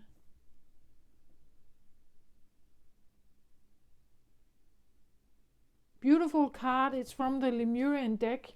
Lemuria is said to be ancient, right? It should be this ancient civilization that was existing alongside Atlantis. Has it ever been proved? I don't know. But I know that some people feel like they belong to this civilization, that they come from this. They have lived in this civilization. They remember the imprint, right?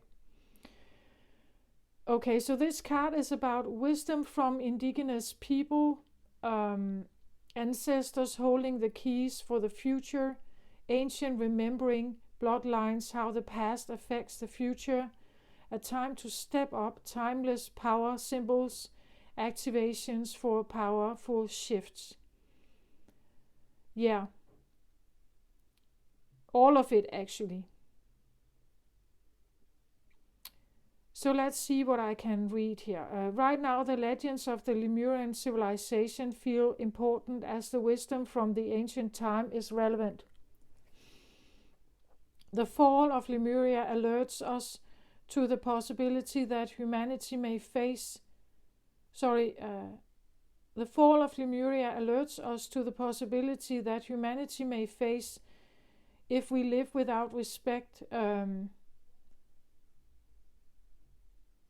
I feel like it should be a what. The fall of Lemuria alerts us to the possibility what humanity may face if we live without respect of the earth. An ancient remembering is emerging. Many of the seed crystals and the knowledge they are imbued with are becoming unearthed.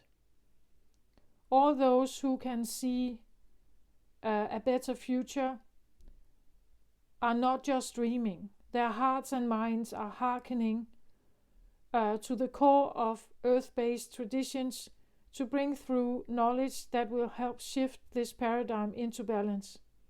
It is said that Lemurians who survived the fall traveled the planet and ended up in the places where inspiring indigenous knowledge far outweighs what Western minds have come to prioritize.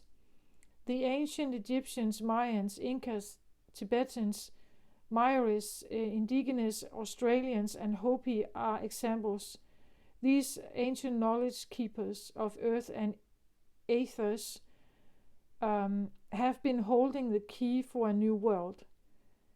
and again holding it. It's like they have held it in them, but it may not have been activated, right? It's just like the story is in there, the key is in there, but it may not have been activated. We are being called back to our roots, to acknowledge the infinite wisdom available when we drop to our knees in humble receptivity. To move gracefully forward, we must first stand in our power for the places, ethics, and conversations of what matters most. When we heal ourselves, we often heal our ancestors, also an illuminated being, ready to make a change in the collective consciousness. We can sometimes take on what seems like more than our own fair share of karma. We may be clearing some of the wounds from our ancestors. With this in mind, we can ease through the waves, allowing guidance and empowered perspective to lead us to the greatest good. So again, I feel like I want to say, because I mentioned earlier this narrative that we all carry from the Holocaust, right? Wars, not just the Second and First World War, but wars that have been way before that, way back in time. We have the Hiroshima and Nagasaki bombing, right? There are so many losses. How the Indians have been robbed of their land, the Aboriginals, how they have, like, the way they live their life is still being influenced by the narratives that is surrounding our world. If you just take a look at how sometimes the internet is portrayed, we see we see a globe, right? And then we see all these pictures of videos that are emerging from all kinds of internet interaction. Like, that is sometimes how my head feels like being bombarded by all this great narrative that is constantly out there. The way we gossip about things, the way we judge things, the way we are always scanning for some kind of danger or uncomfortability, something that is uncomfortable beneath us, not good, not comfy, not nice, and way down to those who are starving every day and literally scanning for just a few bites of food, right? How the earth has this giant narrative of everything from primary needs to something uncomfortable, that we are so concerned with it. Like, it takes up all our space. It takes up way more space than enjoying ourselves and having a good time and being safe and free to express ourselves and kind to the earth and kind to ourselves and kind to others. This other narrative is way bigger. And it's in the subconscious mind. It's in the unconscious of most of us. I have been diving into this. It is a rabbit hole of despair and loss and grief and sadness, and we have all these masks. We need egos to live here. Like, without the ego is a protector, right? But we need an ego to be here, to exist here. Like, we are utterly doomed without an ego here to protect what's actually inside of us, what's actually us. We need an ego, and that ego can sometimes be ruthless, right? Mankind and womankind have been doing like terrible things on earth. They have been living under terrible conditions. They have been treating each other terribly, like so unkind. And of course there's kindness in this world. Of course there is beauty in this world. But this narrative is giant. And I'm just saying that this conjunction between Jupiter and Uranus could be opening this rucksack. And what I see with Pisces here is, I know that I have healing abilities. I know I can put a bandage on people. I know that they may come to me for help, because that's what the rainmaker normally knows. They are called if harvest seems low, right? They are called in when people feel threatened. When people feel threatened, they are called in. What I see here is, Pisces, that you could be someone who is becoming very much aware of your own energy and your own healer abilities. And you are only diving into this. You are only opening up this powerful energy of yours here for those who actually care. For those who actually want to find the root cause of something. Who just doesn't want, a bandage over the wound. Like, you don't want to deal with that. Like we want to get to the root cause. It better be worth it for me here to be involved in this. Right? There could be a sense of retrieving, perhaps. Keeping this safe.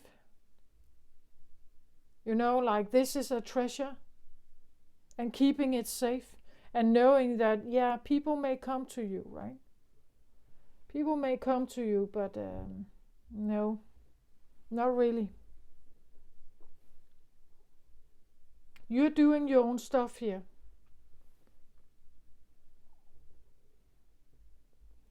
For the benefit of the earth.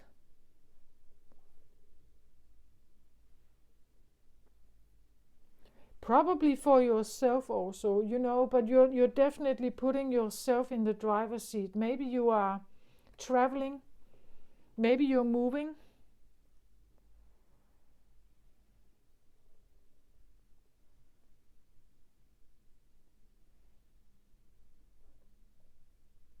Maybe you want to find some place in nature.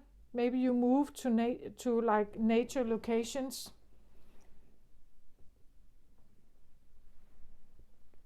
Maybe you're interested in these ancient civilizations that I just mentioned. The Mayans, Tibetan cultures, or other kinds of older civilizations, older rituals, or things like that.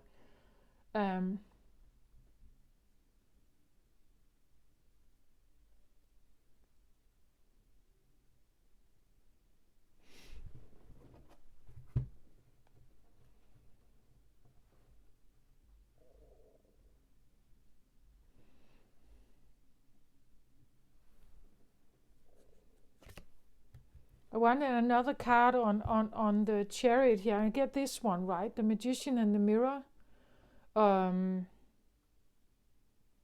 Okay, interesting energy here. Like, because I get Magician and the Mirror. That you could be both, right? You could be a magician and a mirror. This is powerful energy, Pisces. Magician is the ability to change something, right? Change lead into gold, literally. That's what the magician is known for. But when you are a mirror also, you are a mirror to people who are maybe unconscious. So they are living an unconscious life. These people here, they are being a mirror is sometimes quite, it's difficult. Because a mirror is someone who can stand in front of you and they're saying nothing. But when you look at them, they will show you, just by their behavior or maybe the way they look at you or something, they show you something about your shadow aspect. And you may instantly want to hate them. Yeah, you may instantly dislike them. Because they're showing you something about your inner self that you actually don't want to face, perhaps. That's what a mirror does. Like those who are mirrors here. It's a very, very, very strong energy.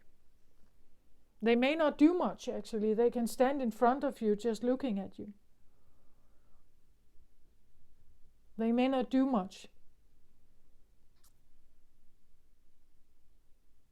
They can do much, as I said here. They can do much. They may not do it unless they want to. Unless there's a willingness from this other party that is maybe now confronted with some of their shadows. Being a mirror is, especially if you don't know you are a mirror, if you don't know you are a mirror to other people, they may find you uncomfortable. Like they may find that you are uncomfortable to be around.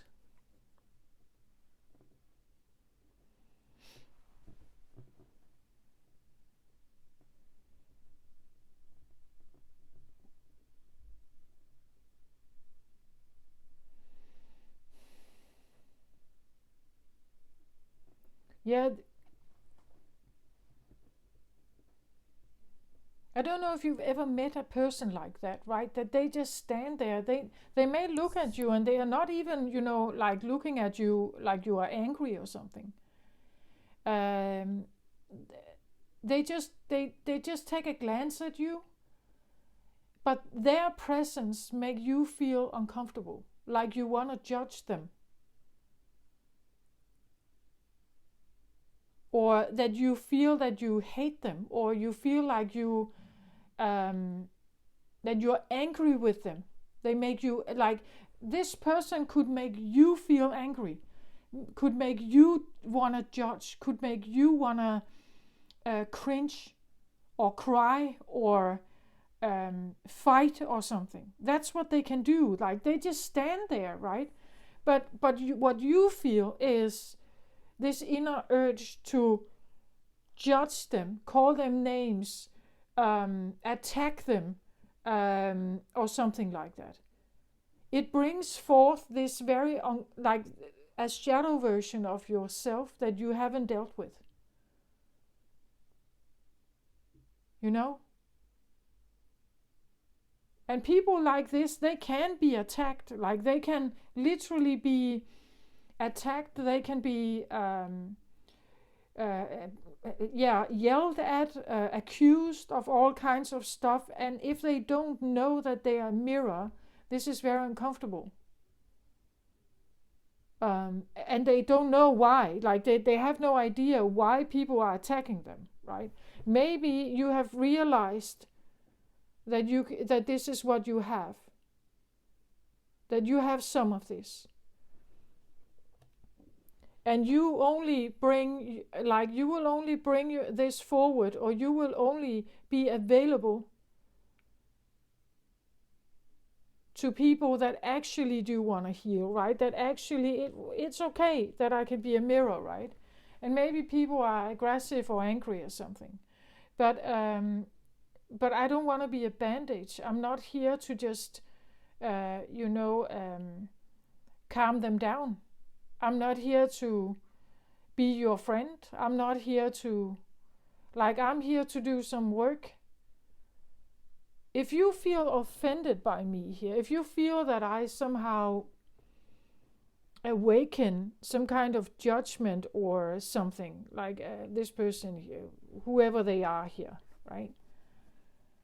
They are profound healers, of course. Probably quite wise.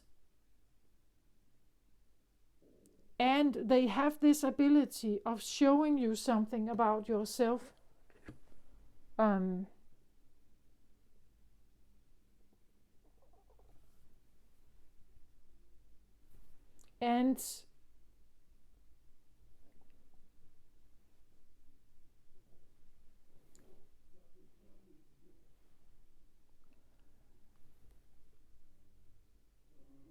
yeah, it's like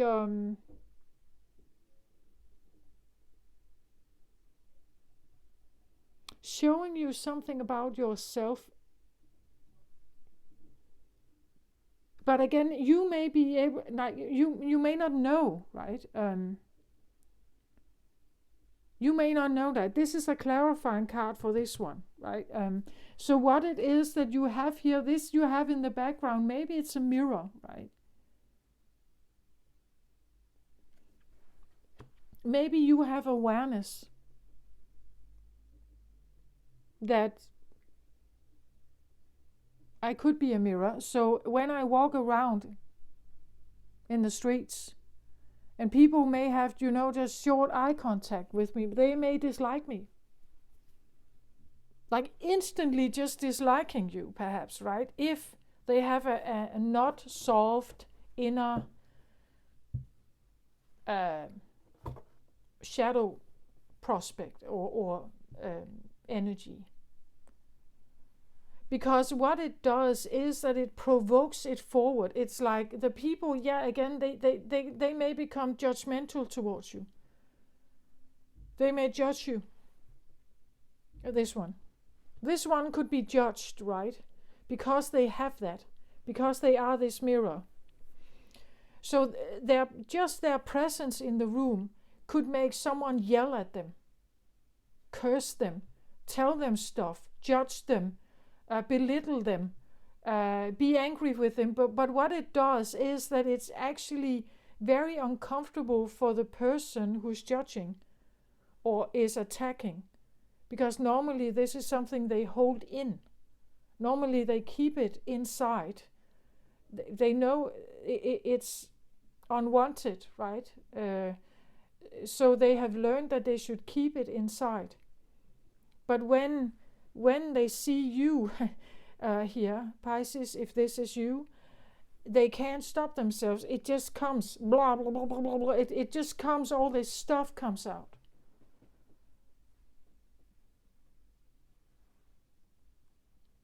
And you may know, like maybe you figured this out, right? That you have this.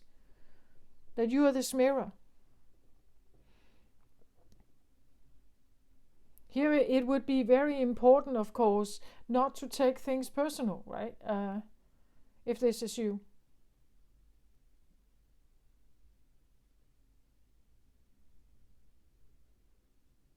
And people should also know this about you. Maybe you should say it, right?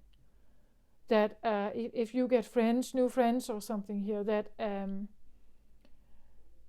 I may have this thing, and you may feel the urge to yell at me or like attack me or something.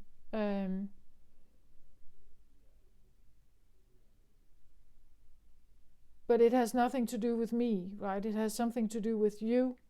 It's like one can be a door opener, right? It's like they are a key to open people's shadow realm in some way.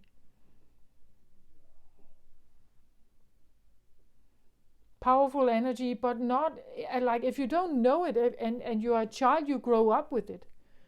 It's probably uncomfortable because you have no clue, right? You don't know. And people are just attacking you out of nowhere, right? It may be quite uncomfortable, but it's actually almost more uncomfortable for the person who experiences the breakthrough or the voice that suddenly starts speaking or attacking or being grim or that crunches or that becomes let's say, jealous or something. Like the one that is experiencing this is actually worse for them. Or I don't know if it's worse, but because being attacked is not nice also. But it's because it's a shadow. They do everything they can to keep it inside. But you could, like, if you stand in front of them, it could burst out of them, and they have no control over it. And losing that control is very uncomfortable, if this is something you really try to hide, right? Because it brings up all the shame and the guilt and all this stuff. But it seems like someone here is perhaps owning this now. Like they may own that they know that they have this. That they have this ability.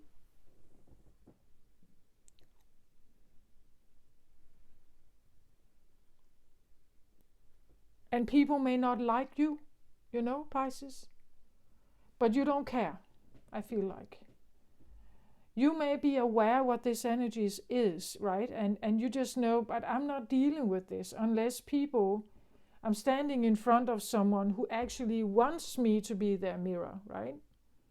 They want me to be their mirror.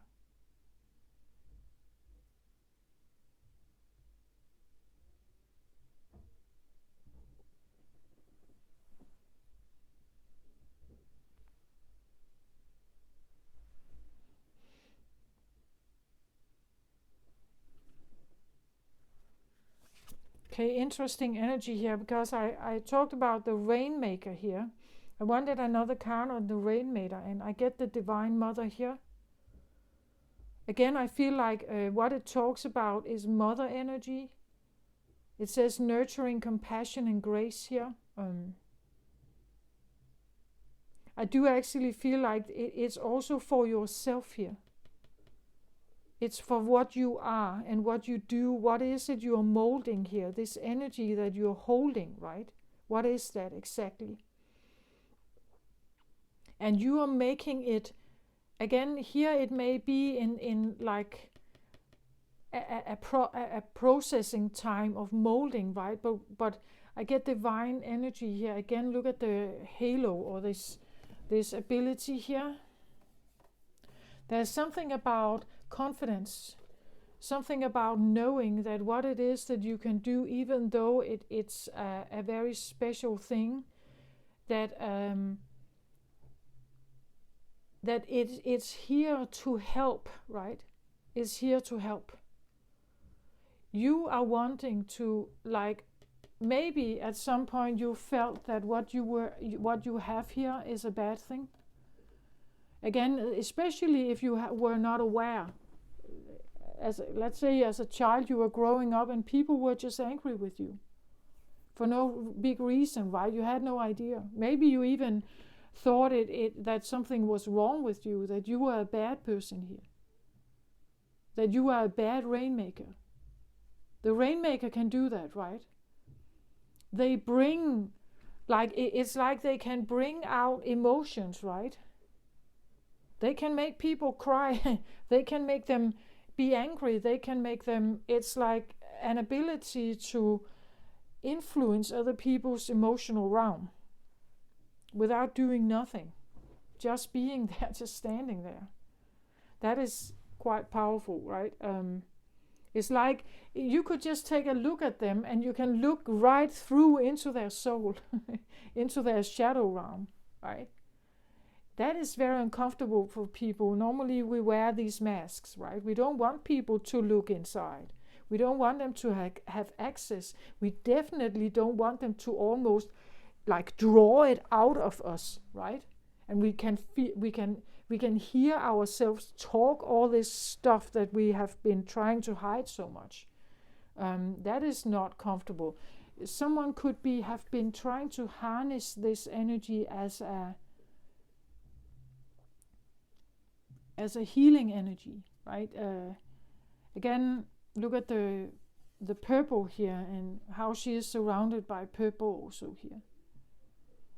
Yeah, there's something about I get a feeling of like needing to reverse this energy within you, like you needed to reverse the energy that you have to understand it, like to understand what it actually is, because otherwise you could feel like a really bad person, right? You could feel like you are bad here, like you make people uncomfortable, right? And you're the reason for making people comfortable. So somehow it's your fault, but it's not your fault. But you had to, like I want to say purify. It's like you had to purify yourself to understand that what it is that you're doing and what you can do is special, again, unique. Maybe it's like a pioneer, because normally I think people who are mirrors, who don't know they are mirrors, they are ashamed of it. Like they feel that there's something wrong with them, that they are bad people or something. And they're not bad people. This is someone who almost wants to make this her business, like she's aware of this. She has enhanced this. And again, I get something about the belly here, something about confidence. Again, it's understanding what it is that you are here. Again, sensitive, intuitive, feminine. It's a mirror. It acts as an activator with the Lemurian activation crystals. But in order for you to actually understand what it is you are or what you can do, maybe you have gone through a phase where you needed to understand yourself, what it is that you're doing, right? People may not like you. Maybe you're pretty much aware of that. And as I said here, she doesn't care, right? She will only attend this or, have people around her who can deal with this, first of all, and who can respect it. It's ancient future energy. It's not normal that someone would, let's say, make a career out of this. So you put on your website here, right? You put, I am your mirror, right? And I am your mirror, so you can cleanse yourself, right? How do you market this? It's like, but it's like someone who, because I do feel like they are not, again, I get leadership here. I get a feeling of, I've got this is mine, I am this, I am unique, this is special. I will not show up for all kinds of bandage healings. I'm here for the root cause. I'm here to cleanse something bigger, right? I'm not here to, and because people don't like me, again, it has nothing to do with you. It has something to do with them, right? It's like you are the mirror. They look into the mirror and then they see stuff about themselves because it's a reflection of them, right? That they don't like. They're trying to keep it under lock, like safeguarded in there. There can be a lot of shame and guilt and fear and stuff around it.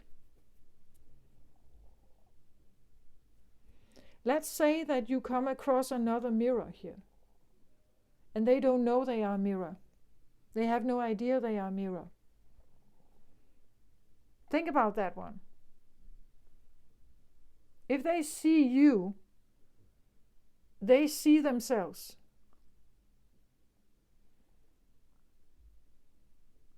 So they will see how much a mirror can be judged and attacked and shamed and persecuted and disliked. And during history, again, remember, these are your roots here.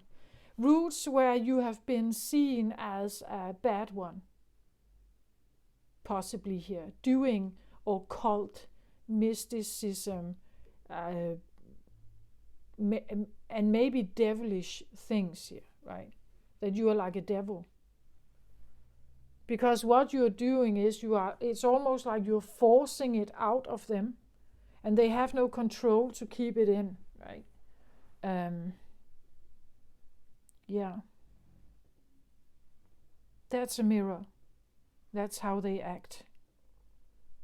And it can be a difficult thing to be a mirror, because they sometimes they don't know, like they have no idea.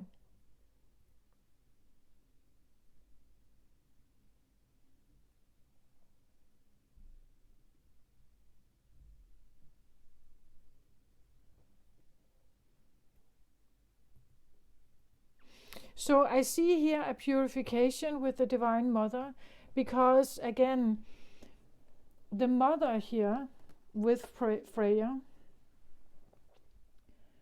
a Divine Mother is nurturing, compassion and grace, it says here.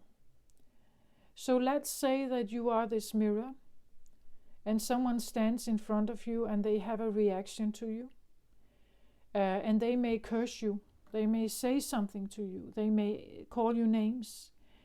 To actually be able to really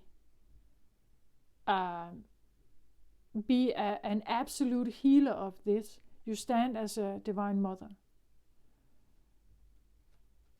You would love them for letting go of their shadow.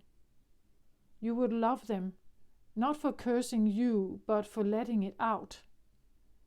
You would be there to embrace it, to make space for it, so that someone can actually almost yell at you, right? But it's not you they are yelling at, they are yelling it out so that it makes space for something new. But it means that you have to be quite solid, right? You have to be quite solid to take this on. And maybe that's why I have the Goddess of Discernment here. I spend my time wisely. I only say yes to something when it's a holy hell yes. It has to be important enough, and the person in front of you has to respect you as a healer, right? And what you are is a very powerful healer. They have to see you like that. Not as someone they can just accuse and call names, and like they can't see you as a bad person. They must respect you as a healer here. That you are a healer. What you're doing is a healing session.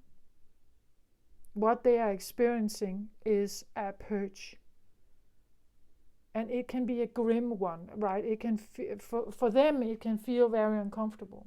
For them, it can feel highly unwanted even.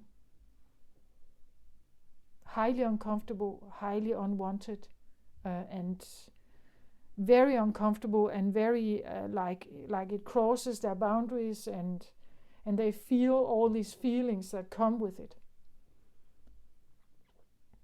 Of being like that. Be like that, it's a part of them that they may normally not show.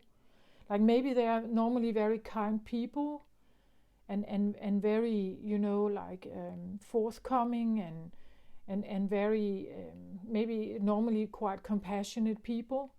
And when they see you, they become aggressive. It's the side that they normally can't show, right?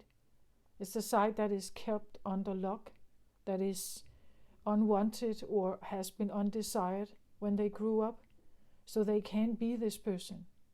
They can't be like that. They can't shout like that or curse like that or say things like that. It's not allowed, right? So we keep it under lock, and this can be different for everyone. What that may sound like, what that looks like. Yeah. But this could be actually what you are here, Pisces. So this is quite particular and ancient. It's quite particular and ancient. So maybe you come from a bloodline of this. And maybe it has been like this part of you, this side of you, may have been something you've always thought of as bad. That there must be something wrong with you. That you are a bad person somehow. Otherwise, why would people judge you or like be aggressive or yell at you in the streets or, things like that. You may not understand why people are judging you or, things like that.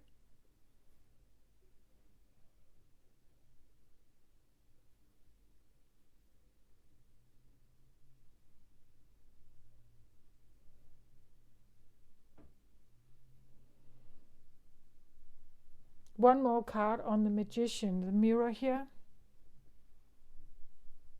It's very, very special energy. And most people, I think they try to hide this about themselves if they're mirrors. Because it's uncomfortable when people have a reaction to you, right?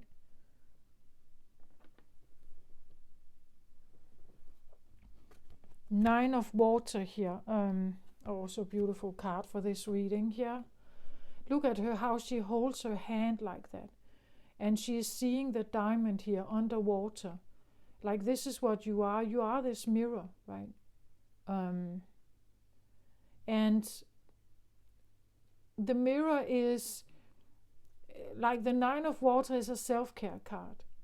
This is a card that actually, like what this Magician can do is that it's about self-care. It's about wanting people to feel love for themselves, not hating a part of themselves. So when people come across a mirror here, like they may initially like the person, but quite quickly it changes. And you push them away and you don't like them. Because what they do is that they invoke all this terrible thing in you, all this thing that you have kept under lock and you've tried to keep it down and you've tried to keep it unseen because it's so unwanted and it's so undesirable and it's so wrong and everything. And it comes to the surface and you can almost not hold yourself. You can almost not hold it in. You can almost not keep control. And it's very, very uncomfortable to stand in front of a mirror. But what this healer is that actually it's a divine mother energy. Actually, it is about loving yourself like the mother loves her child.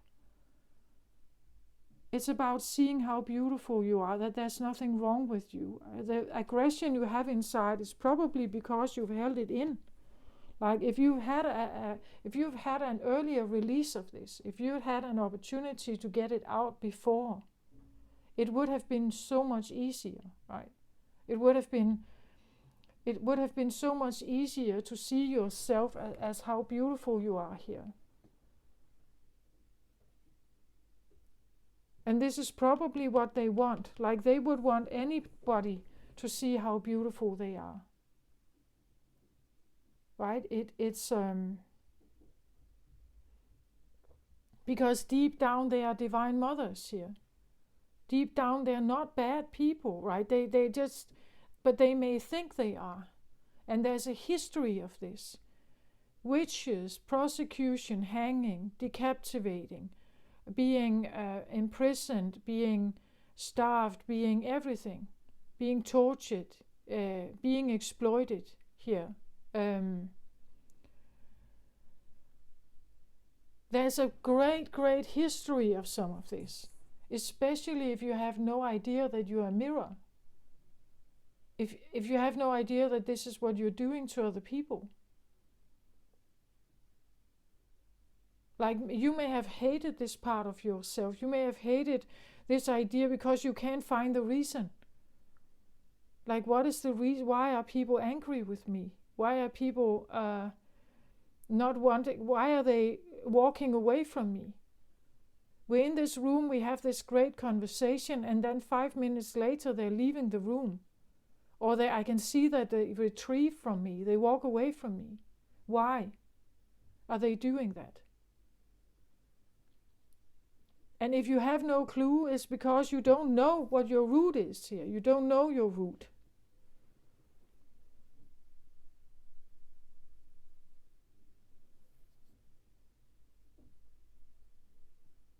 It's a very powerful healers. Like because they usually come in with very beautiful energy. Like again, look at the purple here and this one, like this energy here. They actually do come in with such enormous amount of compassion for people. But they can become, sad when they are yelled at. They don't understand why people are yelling at them. They're usually very kind people. And very sensitive people but here it feels like someone has found their leadership with this. Like they know that they impact people in some way. And instead of trying to, instead of hiding it perhaps, instead of hiding it, they have actually enhanced it. Like they are showing up like this. They walk like this. They know that I am this mirror, right? I know that I make people uncomfortable. And I'm quite all right with that. It's my healing skill, right? I can just walk down the street and people who have eye contact with me, they will instantly hate me. Or maybe not instantly, but it will surface when they come home maybe. Or during the next weeks or so, something will surface,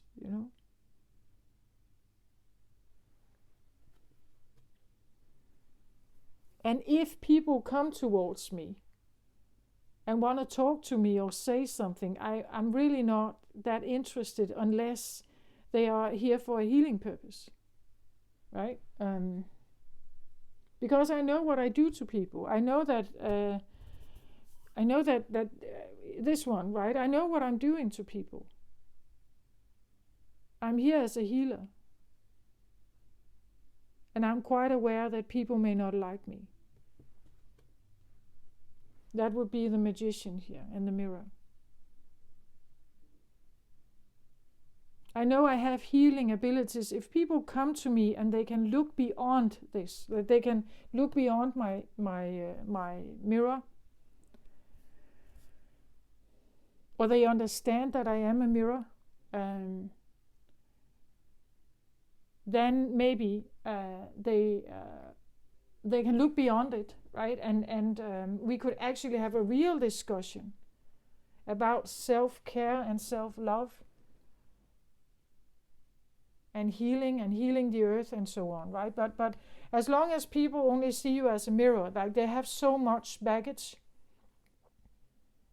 You need people, like if you need friends here, you need people to work with, you need people that have already purged a lot, you would say. Otherwise, they don't get you. They will not get you. They will just find you uncomfortable.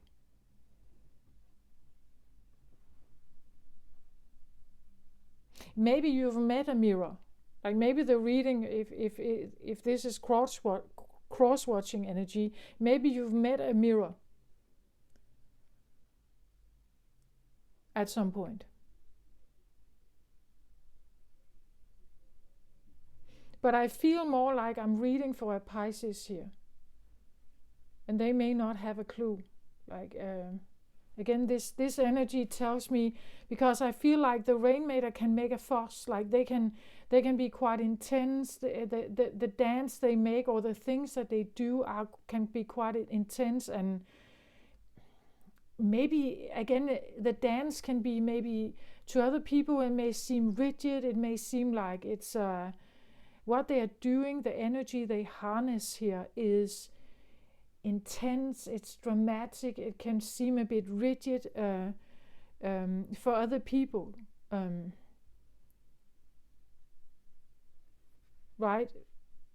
But what it is actually just shadow aspect.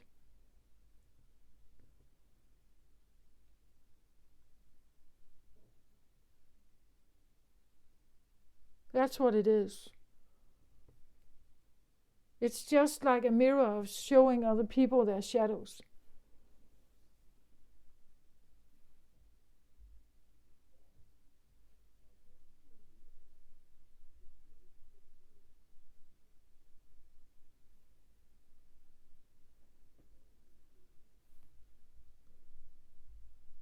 But they come in here, and I feel like this pioneer leadership is like, you rank your spine, you stand straight, you know who you are, you know your values, you know what you can do, and how you sometimes affect people. You go where you want to go, you decide who you want to work with and where or what. Maybe you deliberately go to certain places, like let's say you want to go to crowded places because there are many people there. You can affect many people at once, right? Maybe you do that deliberately.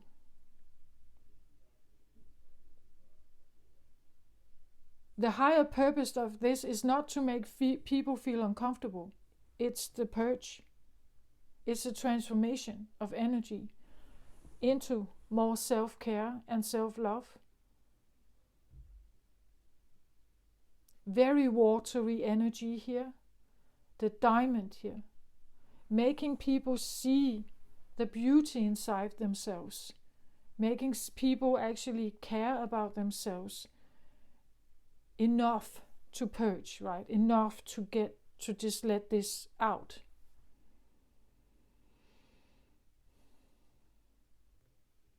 I feel like what she has been doing here is maybe the same thing. Maybe she also needed to purge here something and actually learn what value she has here. Learning to see the beauty in what it is that she is and can do, because it's a special one, and it's a very sharp, direct one. It's not something that can just be taught. You cannot just teach people this. It's like, I feel like inherited energy worker here, right? But also she could have realized that she's carrying a treasure. That she is a treasure, but she's also carrying, like, the things that she can do is extremely powerful.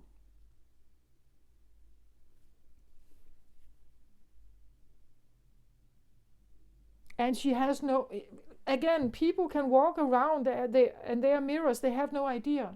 They just feel like there's something wrong with them. Like they're constantly judged. They have always been judged all their life when they grew up. They've always been wrong in some way, not good enough, or something. They've always been yelled at, or they've always been,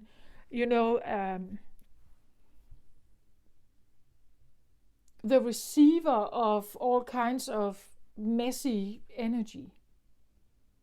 Believing eventually that there must be something wrong with me. Why are people, I don't even know what it is, but there seemingly must be something wrong with me. Otherwise, I don't understand why I'm, constantly yelled at or accused of stuff, or, something like that. Yeah.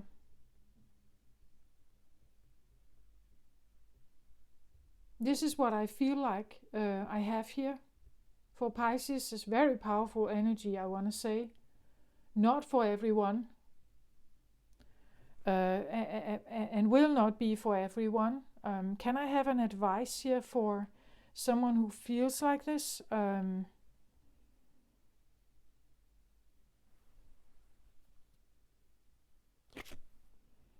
Okay, I get King of Ariel here. Successful, stable, accomplished, and powerful. Your plans are working out very well. Professional and financial success. Using resources wisely. Interesting, right? If you take leadership here, it seems like there could be like very good, prosperous opportunities here for you.